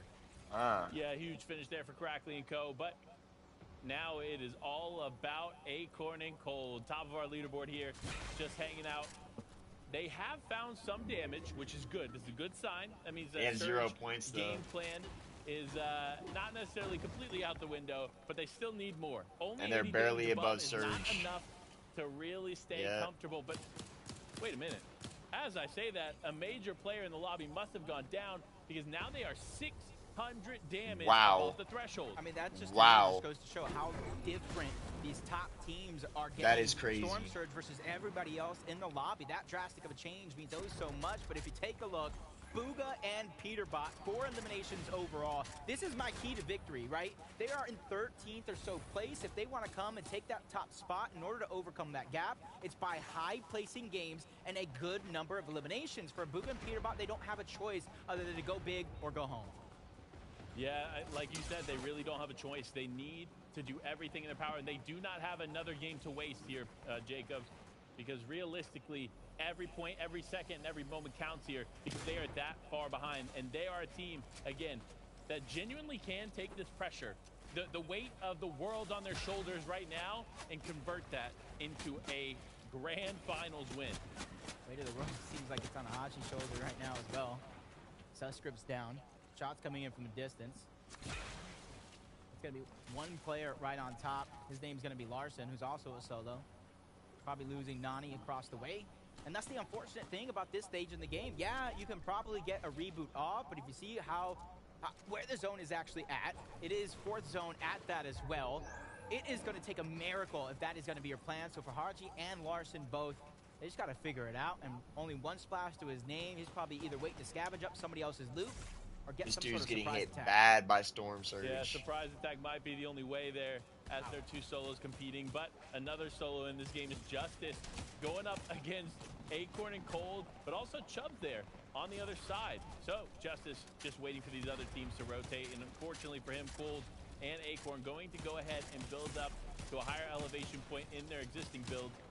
But they still need those shots, and now it is time. They're going to get in the box here as they're looking onto 2 other teams. They said, you know what? We hear your shot, and we'll raise you one and add our own. Yep, you can kind of notice that instead of floating around that mountain, they immediately went up. You want to be proactive. You don't want to be having zone push you up that hill with the rest of the teams. And unfortunately for Justice right below, we saw why he's down on Surge so bad. Mega went down early trying to gather it up, and he's trying to make a desperation attempt into a success, and he got shut down by Acorn and Cold, adding more points to their total. Just remember, coming in on the day, they were 39 points ahead of 2nd place. That is not much at all. So for Acorn and Cold, the pressure is on them, just like everybody else in the lobby. Yeah, I mean, look, there's some real pressure here on NPen and Chess Genius as well. This team, despite their big name, despite the understanding and, of course, the ability amongst this duo, they have been consistent, but not consistent in the way that gets them in the top 5, top 10, but it's consistent that keeps them in the top 25 here this competition. So for them, they're just thinking about what big things do they have to do to climb this leaderboard, what big things they have to do to take the top spot, and will it even be possible in these 6 games ahead? It's going to be a tough one, especially for in this game. All right, especially chat, on the it's north getting or east interesting. side of the zone. That's where it is. It is getting Push interesting. Everybody in, congesting, jam-packing them together like a can of sardines. It's going to be hard. Got Come out 52 alive people unless left. You have your game plan down packed, peeking through the cones, building towers in the sky, gathering information, figuring out where the duos are actually at. Is going to be huge, and for Duke, 108 above the damage threshold. He's trying to be proactive in his own mind. As a solo, gathering that surge later on the game is going to be near impossible without risking everything you have. Yeah, interesting to see the way this is playing out here. Again, so many teams find themselves on this side of the edge. It is Ocus and Noxie, though. Despite them continually winning in the last few games, the trailer park off-spawn engagement, they are struggling to maintain some semblance in the end game. We did see Noxie and Ocus have one really, really good game, but it could all change here. But another team that's changing for is Acorn. Oh my One God. shot. One shot is all. No way, they're out. Unfortunately, not going to find it. Acorn. Or no, Also, Acorn's still in. damage above. So for a moment, for literally just a moment, he is safe. But he cannot afford to be. Thank Fortnite for these August, man. He got some big bush bombs. He has the bush warrior. I'm over here biting my nails, worried. I'm nervous for him. But oh my God, talk about being nervous. I saw Peterbot go down in the feed, and now we see Booga go down altogether. Unfortunate circumstances. And I'm not even only talking about Booga and Peterbot. They jump back on board cold. He's falling over 100 damage below the threshold. A big bush bomb can't save you in a situation like this, especially if you take a big tag like that. Down goes first place, just as cascading points begin to set in. That is a huge loss here for the lobby, but a huge game for some of these other teams that are in the top 10. They realize, they see the names in the elimination feed. They see Acorn and Cold are down, so now it is their opportunity to strike. How long can they remain in this game, and how many points can they put on the board, and how can they shift the top end of All right, the let's leaderboard? see, That chat. is the question that a lot of these teams are getting ready to answer, as it is time here, Jacob. Moving zones are about to really get heated up. It's going to be a real treat for one of these teams. They're looking good. I'm not If even they're the cat. able to claim that high ground early, Oxy. hold on to it. We see a couple of teams yesterday find some success, others not so much. And for Oxy and Swirl, they're looking to be that team. You look at their match right now, that's my only concern is do they have enough if another team begins to build up and try to challenge them? Because you know Revise the Reciprocal is going to be one of those teams that finds themselves at least thinking about high ground. Yeah, I mean, look, high ground is definitely going to help when it comes to some of these games. And we did see, as you mentioned, Revive Reciprocal taking height there in 6th zone in game number 1 and holding it. But no other team has been able to do that since. So it really depends on what you're going to be doing here. Lots of different game plans setting forward. Kanata and Adria still in this game. Most likely now going to be able to take the top spot after this game. However, Yo, like, it's look so at this, uncertain Chad. They because have to anything get rid of goes in the next hammers. few moments. Just wait, like, bro. That's all you hear. Have the least, or some of the least experience here in the lobby, but they're playing like they've been here time and time again. But down goes Agers.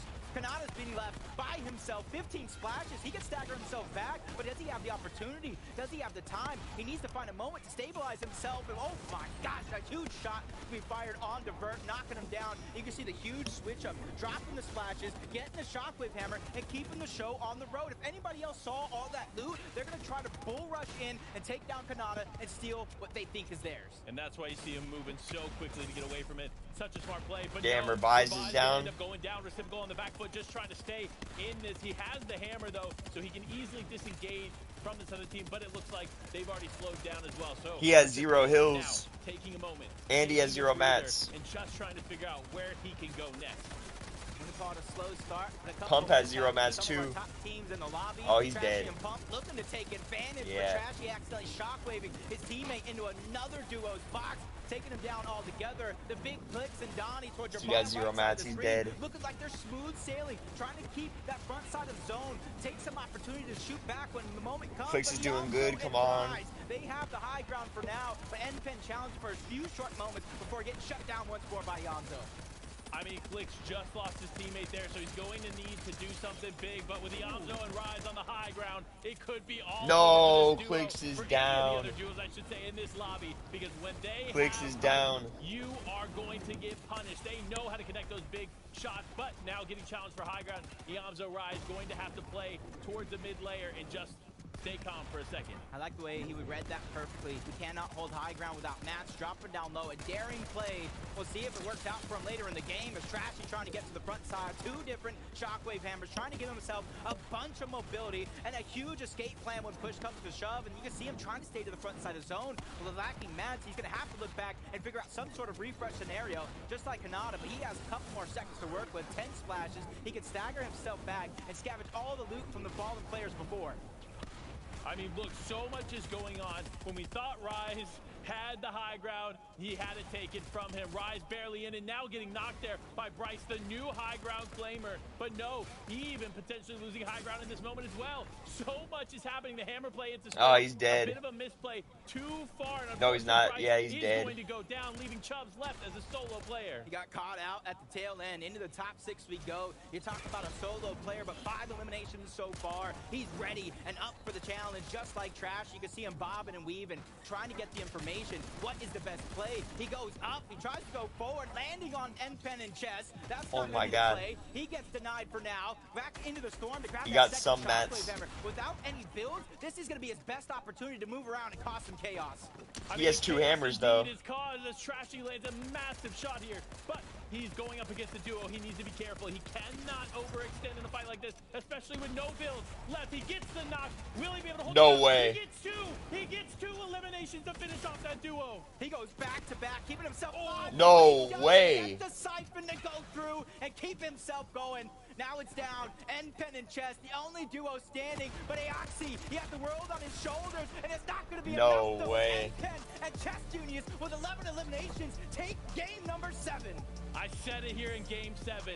I said N-Pen and Chess were going to be a duo to pay close attention to. They needed a big game. Well, guess what? They delivered.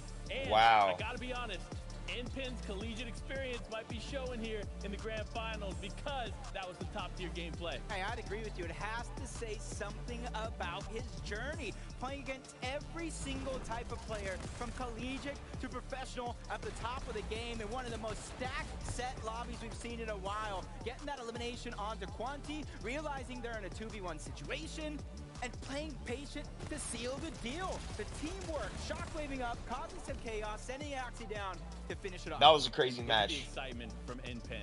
He knows how big Yeah. of a performance that was there. I want to see finish these off standings game real number 7, quick. but that's And then, only the chat, I'm first going to go game make of me the a day here, bowl of Jacob. cereal. There's still That 5 sounds so more to good play right now. before we can crown our champions. So much still on the table. Yep, and you saw a lot of our top competitors, including Acorn and Cold, go down early in that game. So the leaderboard has to be in shambles. Luckily, we have the incredible Zeke, Taco, and Kelly to bring us home. Thank you so much, guys. A completely different atmosphere here in day number 2. Yesterday, game 1 started chaos. Unbelievable chaos. Today, very different. Members of the top 3 going down left, right, and center. Solo efforts coming out from people like Trashy. Game 7 was incredible. Couldn't have said it better myself, Jake. And not only that, but I think for N-Pen and Chess Gaming, they did such an excellent job at controlling that high ground aspect, but making sure to also drop down a layer for N-Pen specifically, so that way he could find those much needed resources. I need to that see were these actually standings. kind of just cluttering and gathering up on those lower layers. But I think in general, this duo really just had such strong execution when they were actually moving through that low ground and then choosing definitely, the perfect moments to actually overtake on height. That definitely brought Chess Genius proving Nope, his it up. namesake right now, playing incredibly calculated throughout that game, knowing when to leave height, knowing when to take the eliminations and the aggression, and obviously that worked out for them right now. A victory royale plus 20 eliminations over the 7 games is going to put them up in a decent spot. I don't know necessarily if we're going to be seeing them in our top 10, but still, that is how you want to start the day 2. Yeah, you just need a couple games like this, right? Let's just chain a few of those together, see if we can strike up into that top 10, which does remind me, let's take a look at our standings, see how things are kind of shaking out. So, I mean, again, Kanata's third just now. look at this. Bryce and Chubbs jump up in that number 1 spot. And remember, they actually kind of had By that moment 2. where they got eliminated, right? It's actually a And close in ass. another world or another universe, they go on to win that game and like make that Revived, lead huge. set I mean, 5. obviously they played super well, but also a team that played really well. Acorns was at Trashy 4? and Pump Yeah, right they there. died We actually got to early. interview Trashy earlier They were on in the number day, and I 1. asked him, what's going to happen once that zone does That's move how to the fast side as they're these all the way in the standings change, chat. far north side. And clearly it didn't do much at all because Trashy and Pump still performed incredibly well. Trashy All right, chat, I'm gonna go having make me a play bowl of the cereal. I'll be right solo back. clutch game that we see time and time again at the end here. And unfortunately, the hammer knocking him out just a little too far at the end right there, and so close to grabbing a much-needed siphon, but just missing it so closely. Trashy's expression said everything for me in that pregame interview, though. That man looked absolutely locked in. And when you watch him go for shotgun blast after blast after blast, the fact that he nearly had a triple elim series there, and the refreshes, if they'd managed to come through just a little bit sooner there for him, we might have seen him go just that much further, at least solidifying second place, maybe even first, because if anybody could take that 1v2 contest, it would definitely be Trashy. That was disgusting, by the way, Trashy. In those moments, once again, this is a grand final, okay? Pressure's on, and for Trashy to just be like 1v2, no problem. Absolutely amazing. We keep looking here. Agers and Kanata, I still don't understand how Kanata always has 18 splashes, bro. Where? What's even crazier is that he had 18 splashes in a moment, and this is unfortunately when we did see Agers go down, but Kanata took such advantage of this. Look at the loadout that he has right now, and then in a few seconds, he is going to have a completely different loadout, probably one of the best loadouts that you could have in the endgame right now. Look at that change. Well, that's the thing, though, is that we see even Agers investing a slot for splashes as well. So for this duo to have as many heals available to them, it just kind of showcases an instance of getting a little bit surprised inside of those boxing movements. And for Kanata especially, because of where these zones initially started out, this looked like their game to take home. I mean, faulty splits right in their backyard. You see the zone already initially starting to pull that way. Granted, it ended up a little bit closer to Frenzy by the end of it, but it still, they were in such prime positioning for it to crumble at the last second. Definitely a little bit unexpected. It definitely looked a bit congested, though, Yes. towards the faulty splits drop right there. So maybe that was part of the issue, but obviously they were able to make it into the end game, so it wasn't too much of an issue. But we have to talk about a team that has really surprised us, and that is Chubbs' team. I mean, Chubbs and Bryce coming out of nowhere. They barely have any finals performances, and to be sitting in first place spot, Taco, I'm incredibly impressed. And when you watch it back as well from yesterday, when they were able to pick up a Victory Royale, it's incredible to think that they're still finding those instances. And again, don't want to jinx them. It is only game number 7, aka first game of day 2. But I like the fact that these newer duos are trying to be proactive in terms of controlling the high ground, because we can see Bryce here very low on his mats, but depending on how you play it, you can kind of fool some of those other teams into thinking you have more resources available than what you actually do. This is already shaking out to be crazy, okay? I don't know that I can handle more games like this from day number 2 here in NA East. That was just the first game. There's so much more on the line for so many of these duos. So many of these duos that feel like they have so much to prove to themselves, to us, to make sure they say, hey, we deserve a spot in the global championships later on this year. I just feel like I'm gonna continue to stress. Don't worry, I will stress for all of us cumulatively, so you don't have to. All you have to do is get ready for game number 2 of the day, which is actually game number 8. Thanks, Kelly. You take over. All right, Kelly. Kelly, come here. Good. Send us away, Kelly. All right, everyone, it's time for the second game of the day. It's game number 8, so let's get to it.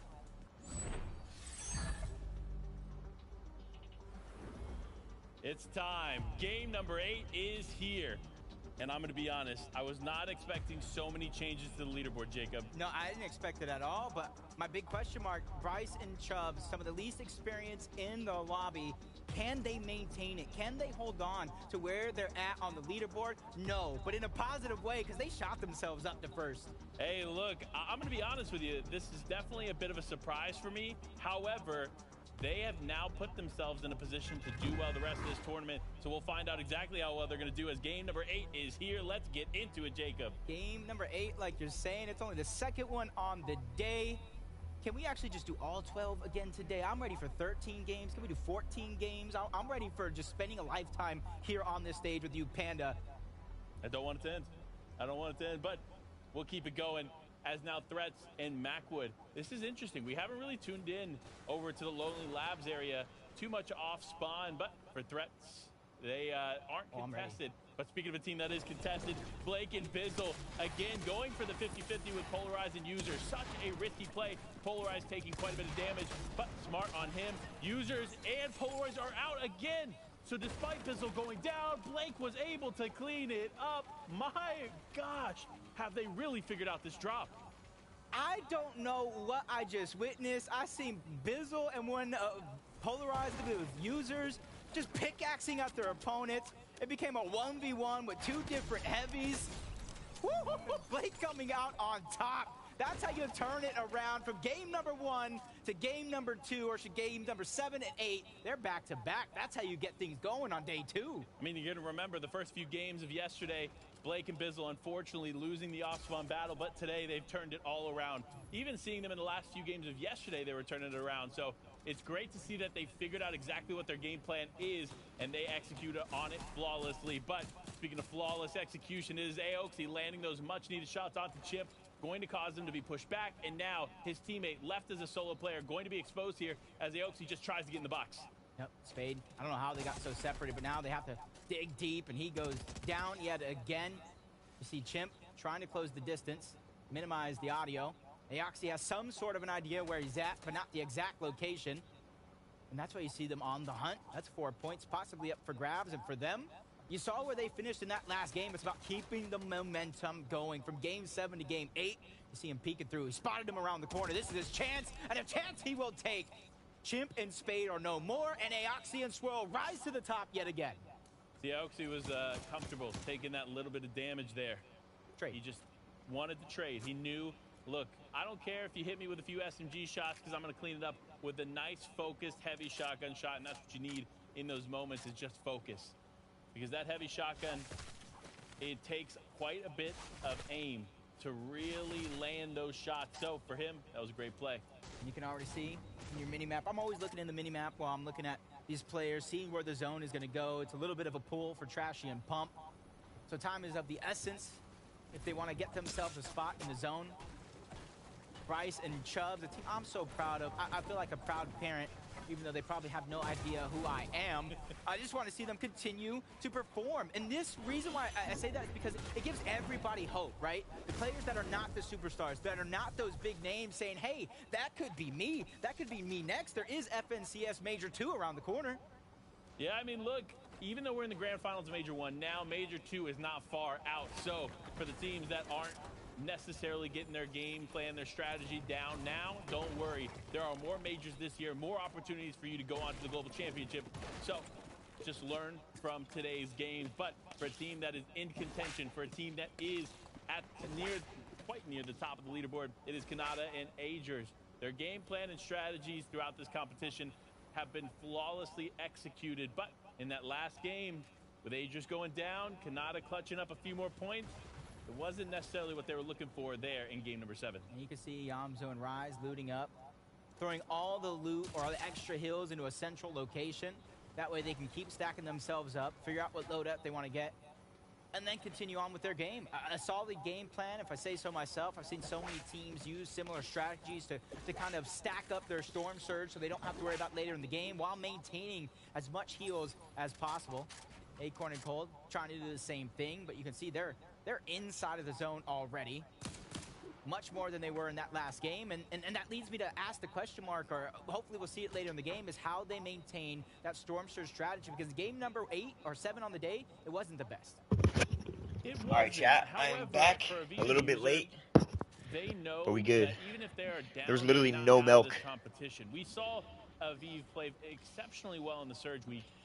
And so for a team that knows how to play in these make or break, last chance opportunity shots and honestly come out on top, I'm not going to count them out quite yet. Nah, I wouldn't necessarily count them out either, especially a team that has so much experience.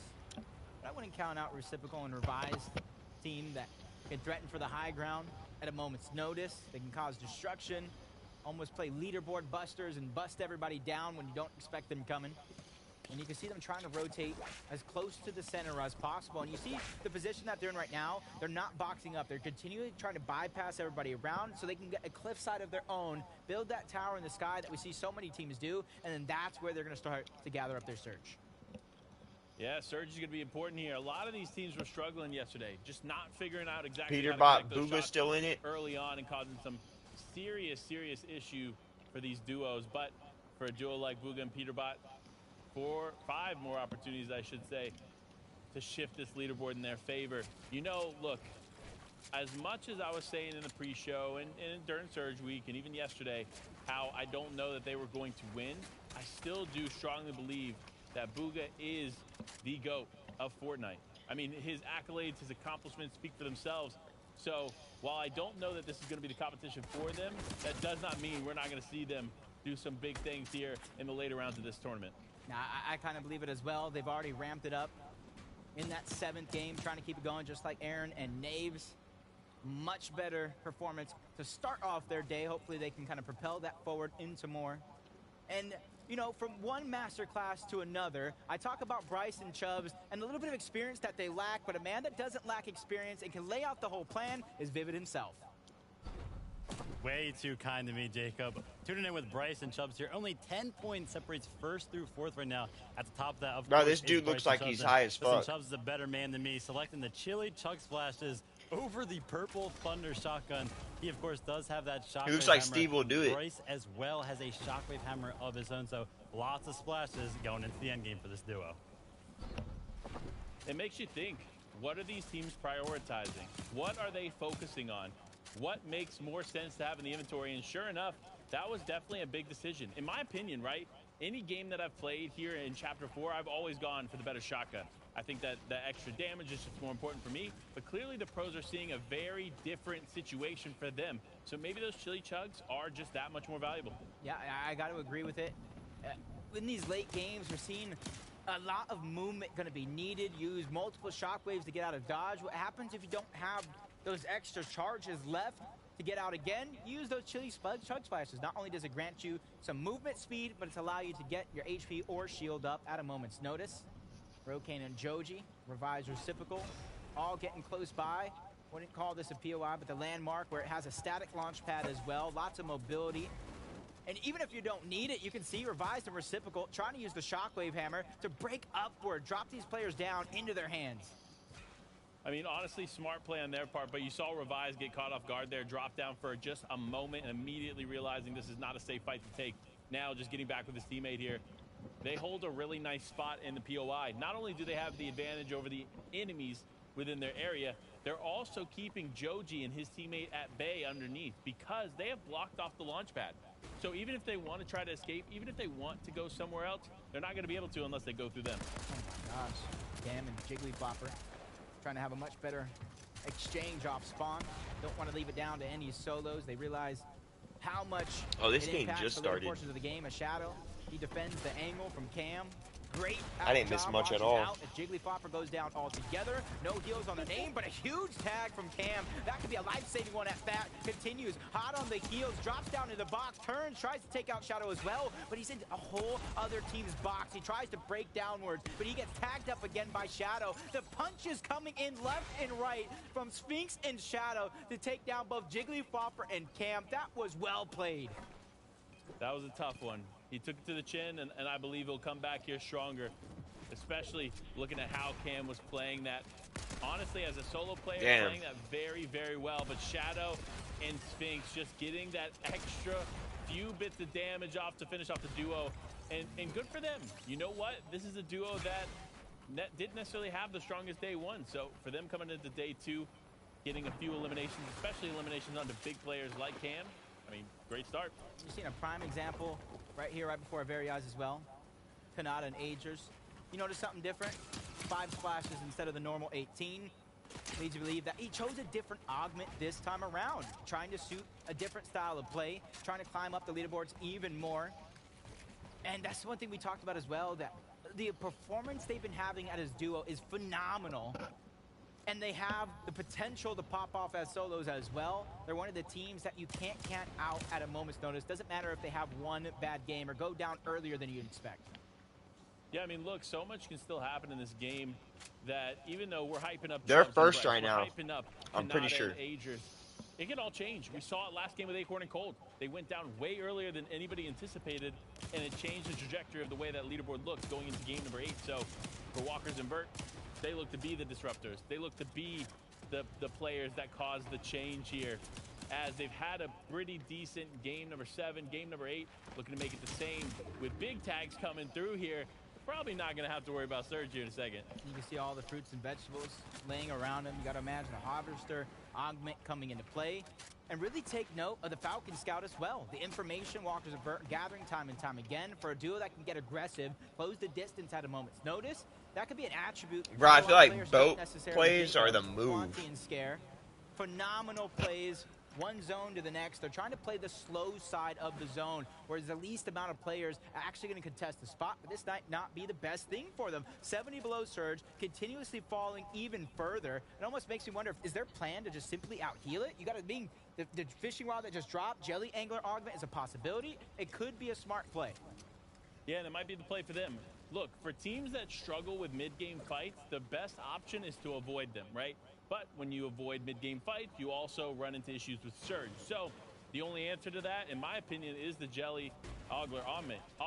I mean, look, that thing, when you are set up near a body of water and you just fish with the rod that is provided through the Augment, you're going to be able to heal off against pretty much anything. So for them, that's their challenge. Will they just tank Storm, tank that Surge, and hope that other teammates end up going down or other players end up going down?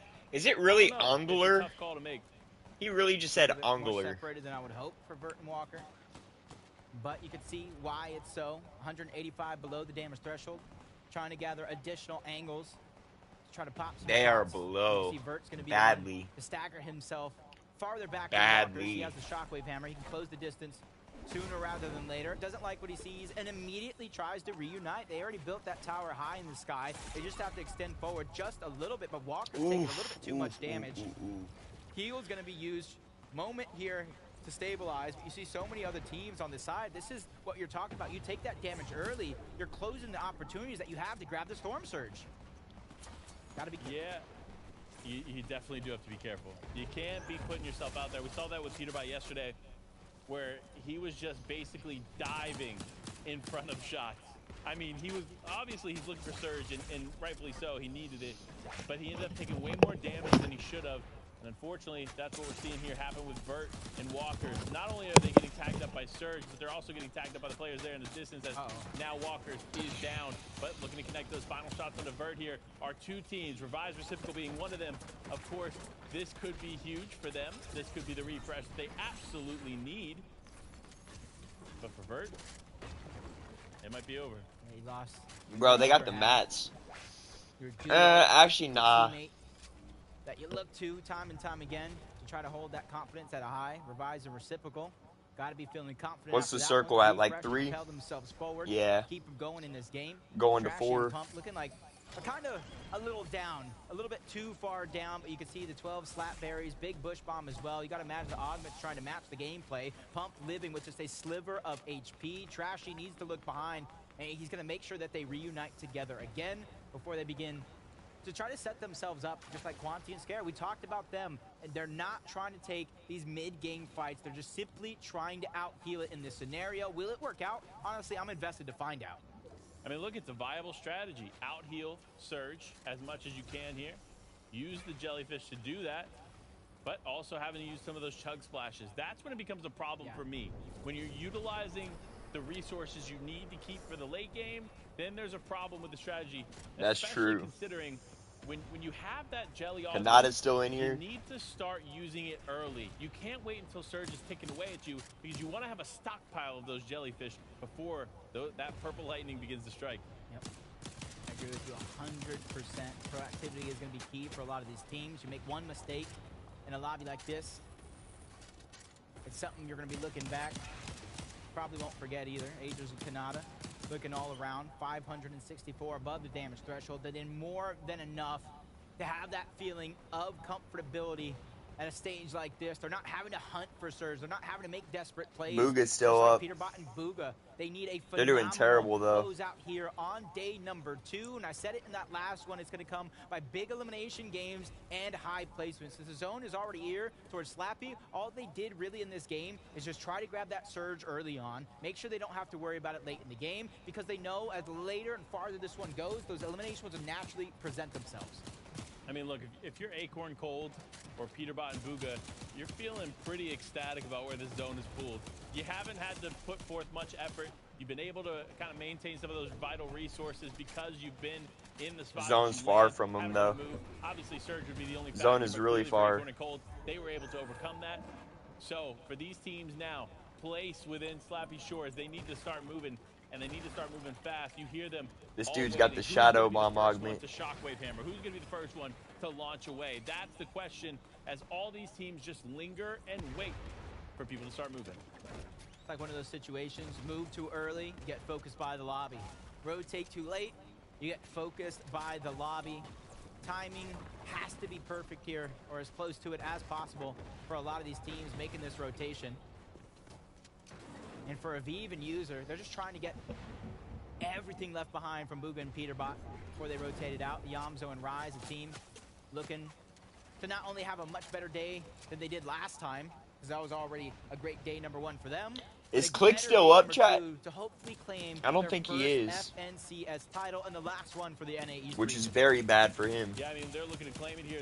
Yamzo just taking shots there in the distance. Mega's down. Big plays going out, though, as teams are taking these fights.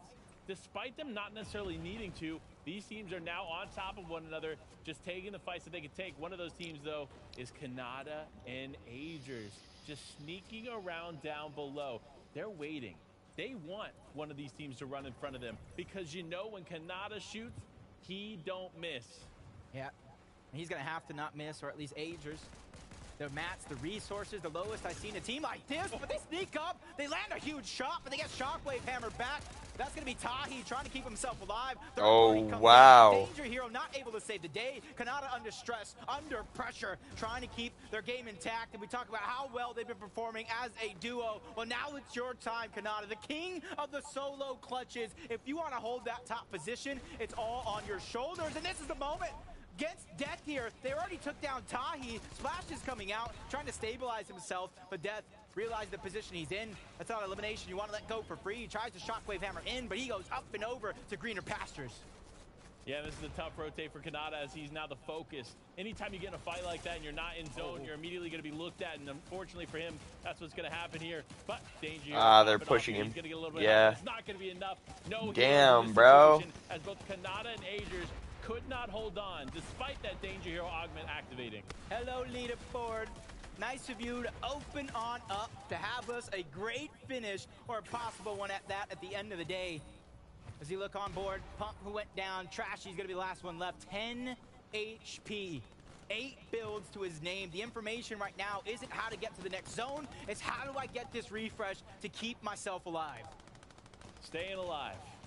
That's the name of it, as we get ready for these next moving zones. Pamsu and Fatch, though, doing a good job of staying alive. One of the only big duos here left. You see, look, 22, right? So 22 teams left, 42 players. Means there's a few solos looming there. And some of those solos just happen to be our top 10 teams. So for players just outside the top 10, now's your time. Now's your time to strike. Now's your time to take it. And with Dubs being one of them, it does look like he is a solo player. He needs to be careful, because Jackson and D-Roller, they're solo hunters. They find those people that are by themselves, that are at a disadvantageous position, and they strike and take it. You already seen them perform yesterday to a high standard. Now it's all about keeping up with said standard. You can see that he's looking back towards the shoreline, seeing if anybody is trying to have a relaxing day at the beach. He spots out N-Pen, but knowing that there's not much he can do about it, he's still continuing to gather all the intel he can. It's reciprocal and Revise, Yamzo and Rise as well. Two teams already looking like they have the potential to hold on or take the high ground. Hold on is going to be the name of it. Yeah, Clicks is definitely out. Kanata's out too. This is about to be the bumpiest ride of Grand. I think Finals Revised in and his region. duo You is see going to the storm come back pulling up. towards the south. Acorn still in it. Pamsu still in it. And the Amzo and Rise not only in it, but taking high ground. This is going to be a great chance for, honestly, for Amzo and Rise not only Rise has done pretty good this tourney too. I'm not gonna cap. After zone after zone, they're moving on back over towards Slappy Shores to where there is some height already out there. You see Fat just peeking through, and he just catches Trashy slipping, plays a game of peekaboo, and comes out on top. I mean, I'm gonna be honest. I'm impressed that Trashy lasted that long. That was really good. 10 HP, no material, just hanging out as a solo. Trashy's player. actually insane, bro, because he had 0 mats last match too. Looking to keep this one he made going it far. as they take some big shots. The Mythic Munition Augment playing into Tragic's favor because that man don't miss. Booga's still alive. In the distance, Launchpad going down. That was Quanti and Scare who's able to find that one up while they were fishing for jellyfish. It's going to be recycled by so many other players in the lobby who might lack that mobility. The Yamso spots his time to go from one high ground to the other. Damn, that was crazy. You got to thank Acorn and Cold for that one. As Booga and Peterbot trying to stay out of that destruction that is on the low ground and even finding some shots towards the backside of zone. That's going to be Dubs who feels that hurt in the morning. Yeah, that's going to be a painful shot that he's going to have to take there on the chin. But Fatch and Pamsu dropping the team down does take quite a bit of damage, so going to need to heal back. They're going to have 0 hills. Just play off of this. They got some shots in. That's great. That's going to keep them above the threshold, but you can't afford to continue to pursue that fight, especially with the way that it was going. But for Avivan users, they're on the back foot. They're on the edge of the zone, and they need to start going. They cannot afford to take storm damage like this. You see, he does have a med miss and some chug splashes. However, those are way more valuable in those final moments of the game when you know you can play the storm. You can see oh my god, that was a huge hit. Like you see some of our top competitors from every single region begin to reinforce their chances. Pamso and Fats still trying to cause chaos in the lobby. They took down Kanata, almost took down Booga. Chat, fun fact, I actually 1v1'd Bryce they came to and play shit on him. and take over here in day number 2. And you can see shit him on trying him. to break through, reunite with his teammates, being box to box towards this end game is going to be important and crucial for the success. And you can see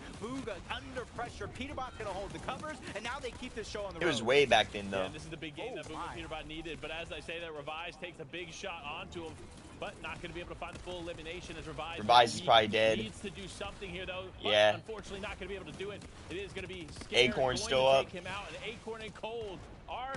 Our Slappy Shores duos are still in this game, and Acorn and Cold look to reclaim the top spot. They had a little bit of a blunder just in that final game. Nice. Yesterday to start the game today, Quanti gets caught slipping. Cold and Acorn looking like they're trying to take over the dirt. The low ground is all theirs. They're trying to stay ahead of everybody else. Looking back, chat, Booga is still alive. I'm telling y'all, he's gonna get the win. If they don't kill him, he's getting the win. He's way too smart. Ariel's coming out, trying to make sure that he stays as high. Oh no, he's down. Down goes Booga. Now it's Peterbot to show us what you got, and he's gonna shockwave to the front side of zone, trying to keep himself alive. He's doing what he can here with the minimal resources that he has. He's going to have to find something. He's got 3 builds. If he wants to stay in this game, and he's looking.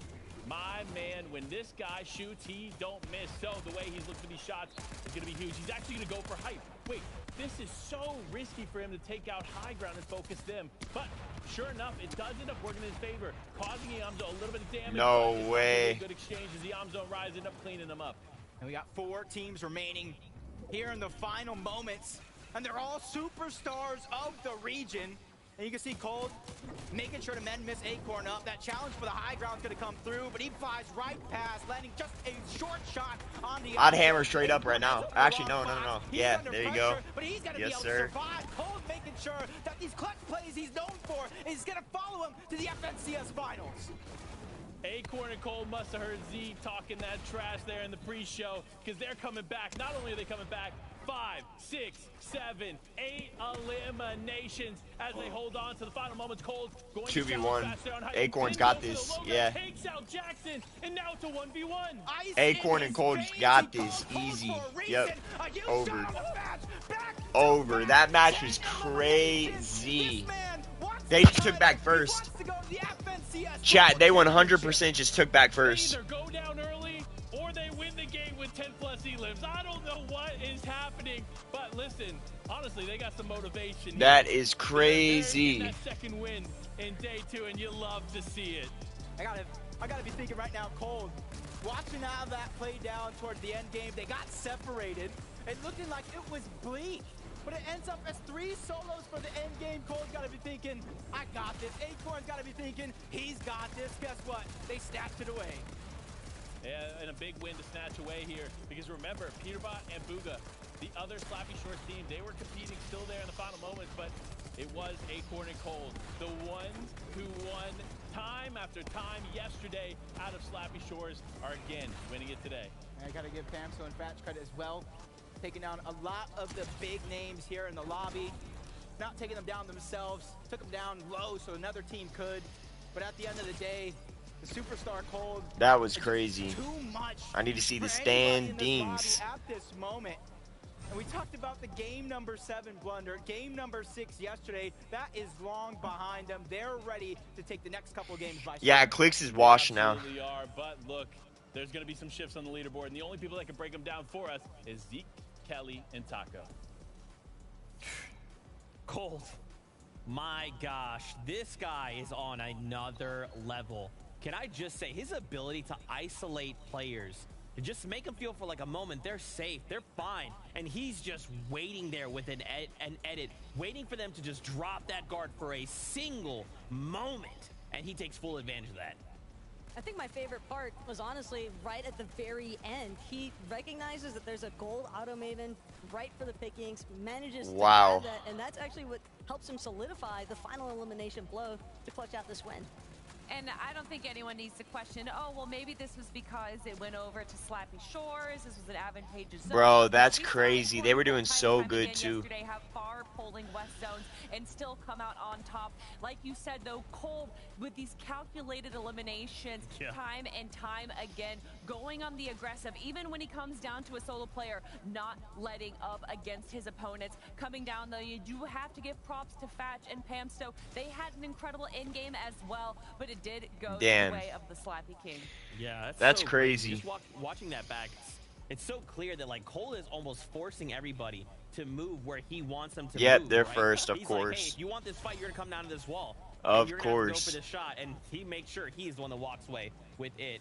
Once again, they take over that #1 spot, though. I love that you're saying move and move because Acorn and Cold moved down to 3 placement points after Game 7. Now moving back up 3 placements again, holding it back that first place spot. They're just looking to reclaim their title and their position on the leaderboard. And whether or not they manage to hold on to it, I think if we continue seeing these kinds of repeat performances that Cold is clearly Bro, chat, capable of, Kanata's got to win it's this. more than feasible to imagine that they're probably not going to sink much further than where we saw them initially in It's Game number 7. 5 And right watching now. that bounce back in Game 8, they've again built up a little bit of a buffer zone. And talk about second and third place right now. These two duos continue to surprise us even after day 1 where we weren't certain if they were a day 2 team. And here we have it, Bryce and Chubbs sitting in second, Reciprocal and Revised, the high ground kings that we had from yesterday, still doing good in third. But you know what's crazy in this game, actually, Kelly? We actually saw Yamzon rise. They were the ones on high ground this time. They're like, Revive, Reciprocal, no, we would like to challenge. Apparently in day 2, everyone's looking to play height. And one of the best things that Yamzo and Rise did with this height is that when they noticed that the zone was pulling back towards the territories that they had high ground built, not necessarily them, but just builds in general that were going high up from 4th and 5th zones, they were able to connect to with using the shockwave hammers to launch themselves towards that front side of the zone. And they also made sure to cover their tracks. They backtracked and made sure to connect as well to where they were just at, just in case. You never know which way these zones are going to start moving. But I think that ultimately it starts with Peterbot actually chopping Yamzo and Rise in the first place. You do have to give credit. Peterbot, we saw yesterday going down early a few times. It was Booga who had to come out with the solo clutches, and this time the roles were reversed. And like you said, we saw Peterbot trying to take down that high ground and even then trying to contest it, going for the shot, but unfortunately just falling a little bit short. But again, this is what we expected out of the duo yesterday, and they're finally showing up when they need it most. And once again, back to Yamzon Rise, right? Props to them. In that moment, if we're getting chopped, like that is a very scary situation because you don't know what's coming. You just know you're going down. For them, they're like, hey, there's someone right there. And then both of them are like, all right, let's deal with that as an issue, right? Being able to just react like that so fast in those high pressure situations, is incredible. And the problem is that Peterbot, again, he's kind of just forcing them to play down at everybody else's level. They had such a strong control over that high ground. We saw a couple of duos try to attempt to overtake it, but Yamza Rise just instantly forcing them back to the mid ground, back to the low ground. And again, if Peterbot doesn't find that initial spot scan where he's like, hey, why are we letting these guys play up here in the first place? It was a little bit of sabotage, I think, on Peterbot's end that happened to just work out really well, because then Cold had an opportunity to try and challenge. And granted, he didn't actually close out anything there, but it's the fact that Yamza and Rise were having to take shots in the first place. Yeah, so absolutely insane. And I mean, even think about, like, my mind's racing, by the way. I think about, like, Kanata right in that situation as well earlier on in the mid game, being left as a solo rider saying, what am I supposed to do? The lobby, everyone is drawn. I've drawn the ire of everybody. It ain't gonna look good. Yeah, it also didn't look too good for Trashy and Pump there. Finally having a bad game, and they've done an incredible job so far. But if these zones continue to pull that far south side, and if they don't have that contesting going on in their drop, seems like this might be it for them. I did love, though, seeing Trashy there at the end, just kind of hiding, feeling the most. Yeah. NHP in a dream at that point. Listen, those little things could make the difference, right? That time, it did. That girl is so cringy. I hate her. I hate her. Remember, we have to adapt. The other one's all right. #1 spot, but we know you want more games. We do as well. So find your seats on the battle bus. This is game number 9.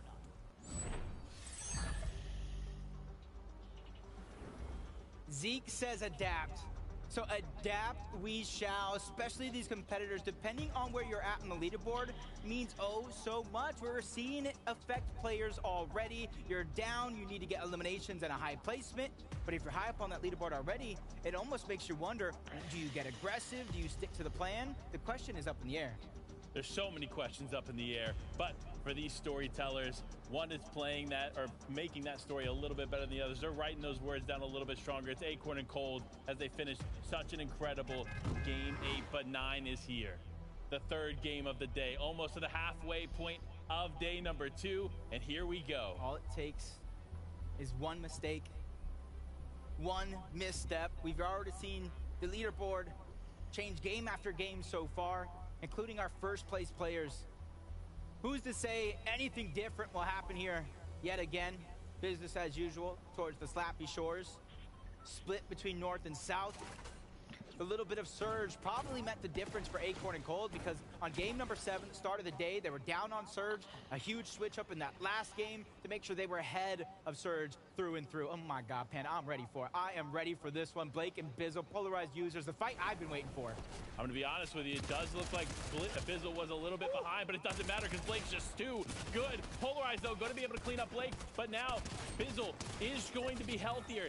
All he needs is one solid shot there with the burst, but no, he's not going to have the mats to protect himself. But now, it is all down to this. One shot in either direction, but no, Polarized does find some health, and unfortunately for Bizzle, he's going to be down and out. This is going to be the first time of the day that they have lost this off-spawn battle. A huge opportunity from Blake. Trades. But the two Mavens on the other side really changed the course right before our very eyes. Swirl and Eoxy, the team that kind of claimed this spot as theirs, pushing Chimp and Spade off. This time around, at the very least, choosing to go a little bit more towards the east. Not too far, though. They can still trade for Surge as the Eoxy and Swirl climbing up, at least trying to spot out where they're rotating through and just spots them all together. Yeah, I mean, look, this fight has been interesting, especially on the day. Eoxy and Swirl, they have been the victors. Time and time again here in the farms, they've been taking out Spade and Chimp, but Spade and Chimp have a different strategy this time around. They're going to play a little bit more passive. You saw last time, Spade was literally diving in, and this time, that's not going to be the case. But speaking of diving in, is of course Nosh and not going to be able to take out Mason, going down super early in this game. Definitely not what you want to see if you're this team. And you're seeing the drop spot switch-ups all together. Glace and Mason once landing at Anvil Square, contesting Clicks and Donnie. Didn't like the look of their position after day number 1 on the leaderboards. Adaptation's key. That's going to be the storyline throughout the rest of these games. And for them, they're just trying to do just that, just like Nosh and Nut. They're trying to continue to adapt on the fly, change up their game plan that no one could really see them coming. Yeah, no one's going to be able to see this coming. There's so much here. Chubbs looking to keep it together. Aaron and Naves. Wait, they're getting involved on the fight with Aoxy, and Aoxy ends up going down. Look at Chimp and Spade. You can see them on the mini-map. They hear all this action going down.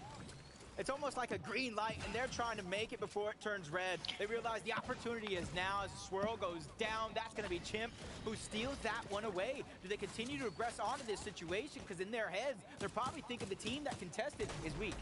I'm going to be honest. Look, Chimp heard this fight going down from a distance, but we can hear from a distance Chimp is excited. This is the turnaround that they needed as a duo. They needed someone else to get involved as Aoxy continued to win this fight against them, but it all changes now in match number 9 as Spade and Chimp have the upper hand. Nair Naves was one of those teams that weren't have the best day number 1 overall. When you look at the leaderboard, they're like, hey, if we want to climb up, even if not to take first, but to take even more cash in our pockets, we got to start getting eliminations. We got to start getting busy in this situation. Otherwise, everybody else in the lobby is going to get to bypass us up the leaderboard. And you can see Trashy and Pump going against Tasker and Clarity. And oh my, Pump with a huge shot to keep it going in their favor. These are the moments. With them going down rather early in that last game, they need to make up for it here. And they're going to make up for it. If there's one team that knows how to be aggressive, make up points via elimination, it's going to be Pump and Trashy. These two have time and time again shown that they are incredibly talented when it comes to getting those eliminations. I mean, almost all day yesterday, they were leading the elimination leaderboard. So for them, they just need to do that yet again here in day number 2. Talk about leading the leaderboard. Acorn and Cold, first name that comes to mind. You can see he's still setting records. It's Cold's first time with multiple victory royales in a single FNCS finals. He has multiple second place finishes underneath his belt, a third place finish in the international stage at the last FNCS Invitational. A win, Panda. A win is all he lacks, and let me tell you, I've never seen a young player of Fortnite try so hard not to just make some money, not to just make a name for himself, but become the best right before our very eyes. The best. The conversation of who is the champion, who is the best of the region. This is the last chance to show that you're the best of NA East, because remember, this is the last of NA East. Now, we watch before these regions combine who will be your champions. So much still to be left to told. Now, look, we talked about Demon and Nick yesterday. When we did tune in with them, they were getting aggressive. But unfortunately, that wasn't really working out in their favor. It seems to be the same case here. They find themselves getting in these spots where they get caught off guard. Despite them thinking that they're starting to fight, they take the shots. And now these teams, guess what? They're not going to leave you alone. You took shots at them. Now they're only going to take shots at you as the focus comes through here for D-Roller and Jackson. Man, Jackson finishing strong last game and starting out strong here in this game. Yep. Saw the struggles that Glace and Mason went through to start it off. He was just trying to hope his best to kind of get the reboot card, get Mason back in all together. And after getting those eliminations, they realize we can't stay in this position. We have to continue going. And you can see right now where they're going. They're grabbing that slap bear. You talk about the effects, the extra sprint that you're going to be able to get. That way you can save those charges for the shockwave hammer. And you can see how this one ended. They spotted out Glace, 2 different angles. He tries to go for, I got to give Glace that. At least he went down trying. Hey, listen, sometimes you just got to go down swinging. That's how these fights go. Not every single fight is going to go in your favor, but for teams like Crackley and Co., they seem to be winning theirs early. But we tend not to see this team in the end game. And that's why they find themselves towards the bottom half of the leaderboard. And unfortunately, that's what they need to reevaluate. Is this aggression early on really worth losing those so valuable placement points later on? That's something I think a lot of these players in this lobby are kind of going through, that mental game. Battling with themselves. Is 31 this the right health. play? Is this the wrong play? Do I get aggressive here? Do I try to back up? Decisions are crucial. And with each passing game, you get even more important. You can see an augment that I actually haven't seen too much of. The tactical AR and the combat shotgun. Yeah, that tactical armory augment is, honestly, it's underrated. Obviously, we see it a lot more in zero builds, I think, than we do here in the standard competitive mode. However, that doesn't mean it's not as valuable in these modes as well, especially when you're struggling to find a shotgun. It's going to be effective for you in the end game. And man, is the combat shotgun effective there in the end game? And I kind of think of the idea that the tactical AR also has the red dot, so it's going to allow you to get Storm Surge. Not a ton, because it does use small ammunition. But Bryce and Chubbs over here towards Faulty splits the zone, continuing to push everybody towards the center. NPen and Chess Genius on the other side, two dangerous duos here in a moment like this. So you have to be careful not to bite off more than you can chew at any situation. And with the Falcon Scout in his inventory, a rather unique inventory at that, just a Thunder Shotgun when it comes to actual weapons to fight with. Everything else, heals, resources, and the Falcon Scout to gather information, and that's exactly how they know the direct positions of both Chess Genius and NPen. What is he cooking? What is going on in the mind of Chubbs? I mean, look, you see him playing a little bit further away than his teammate. Maybe he'll let his teammate go in first. He takes the chunk shots from a distance. I don't know, but when you don't have a follow-up weapon to convert this fight, it's going to be a tough one to take. Drops him down low. He realized he can't get into a heated battle, box-to-box fight. He has to keep his distance. Piece control in a situation like this is going to be important. Pulling out the Falcon Scout, making sure to know exactly where NPen and Chess Genius at. It's not enough to know that they're above them. They need to know exactly where they're at, because there could be a chance for them to drop down. But Vivid has another plan for us. We're talking about Acorn and Cold and their road to the top. Vivid, how have they been doing so good? Doing pretty good this game. Listen, they're looking to break the trend so far in day number 2. Seems after every single game, we've had a new lobby leaderboard leader. And to hold on to this game, they're already looking good. They got that zone pulling towards Slappy. Last game, when they did that, they got a lot of Storm Surge. That combined with the loot that they got, Shockwave Hammer already, picking up a purple Red Eye as well. It's going to be looking good for them holding on to that lead.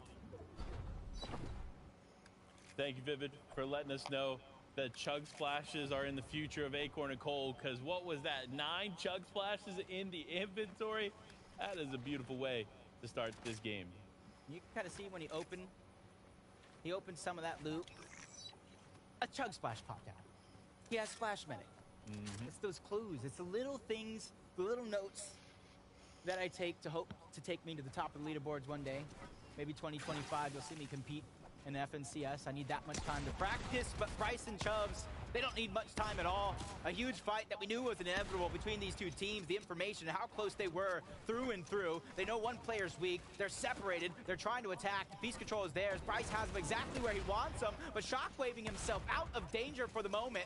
This one's going to continue with Bryce still hot on the chase. Shots are going to fire in. It's going to fire back onto Bryce as well. Yeah, Bryce's ass. To try to keep them alive. NPen goes up. He goes right back down and back into the box with Chess Genius to try to heal up. This is a fight that the longer it takes, those teams from both splits might be like, what is that over there? Is that something that I have interest in? Which, yes, when it comes to Storm Surge. I mean, look, that was a huge play for NPen, saving his teammate there in that crucial moment.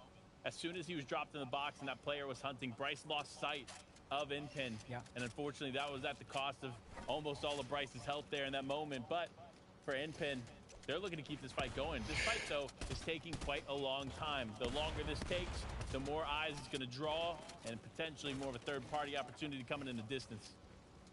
I'm even seeing on the mini-map, there's another team in Faulty Splits gathering information with the Falcon Scout. We've seen a couple of teams do it early on from different regions, and it's really catching on. Everybody realizing the information that you gather is so vital for making it through every passage of the game, as NPen continuously trying to play aggressive. Piece by piece, it's getting under his control, but on the other side, his teammates under siege, under pressure. It becomes too much, but they fire back. Chen's Genius with the knock onto Bryce, leaving Chubbs by himself, scrabbling for the answer, scrabbling for the way out. It does look like he's going to get atop the mountain, but is he going to be able to escape altogether? Yeah, will he be able to escape? It's actually Chess there on top of it. They were not going to let him get away, and sure enough, Chubbs, one of our top 10 teams, is going to be out here early in game number 9. Of even user. Damn, Chubbs is out. Wasn't he like second, chat? Pretty sure he was second. In the distance as the zone continues to pull towards the south portion of the map. They're hoping to gatekeep anybody still left wandering on the north. We continue to bounce up and down that threshold, but User found passes that they can go because they realize Storm Surge isn't the only thing we got to worry about. We got to make it to zone because yet again, another far pull for Aviv and Users. This has been a tough day as far as rotations go for Aviv and Users. This is the second time they're having to pull far over to the east, but it's actually starting to pull a little bit more central, so it's not necessarily as bad as the other ones, but still a tough travel day for them. And obviously the soles on the shoes are running thin because they are starting to slow down here, but a team that's not slowing down is Trashy and Pump. They know how big these elimination points are going to be for them, especially with how far below the damage threshold they are, so they need it. They need it, but they want it too. And I think they're going to want it more than the other team. You see them continue to press forward. One knock comes through, but one knock also exchange, and Pump and Trashy, in what a turn of events, are now out of game number 9. Wow. Wow. A team that needed We just Surge said the and same Pump shit. and Trashy turns out to be their demise. And one man's trash is another man's treasure. Taking advantage of the situation, realizing I just have to play defensive, waiting for them to burst through the box. Fires the shot that mattered, putting that final nail in the coffin and keeping their own journey alive, just like Revised and Reciprocal. A team that I'm just excited to watch here towards the end games. The opportunities that they force, it's not even opportunities that come to them, the opportunities that they're creating to take over the high ground game after game, even though they haven't seen the most success, it's about that persistence in which they have. Persistence is key in a situation like this, especially for Acorn and Cold, because persistence will win them that awesome spot there in the Global Championships, and that's what they're hunting for. This team is set, and the chemistry is off the charts here for Acorn and Cold. We've seen both players. That's too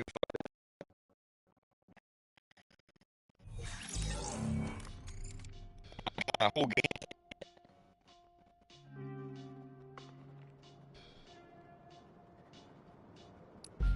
Literally, my game is. Excuse me.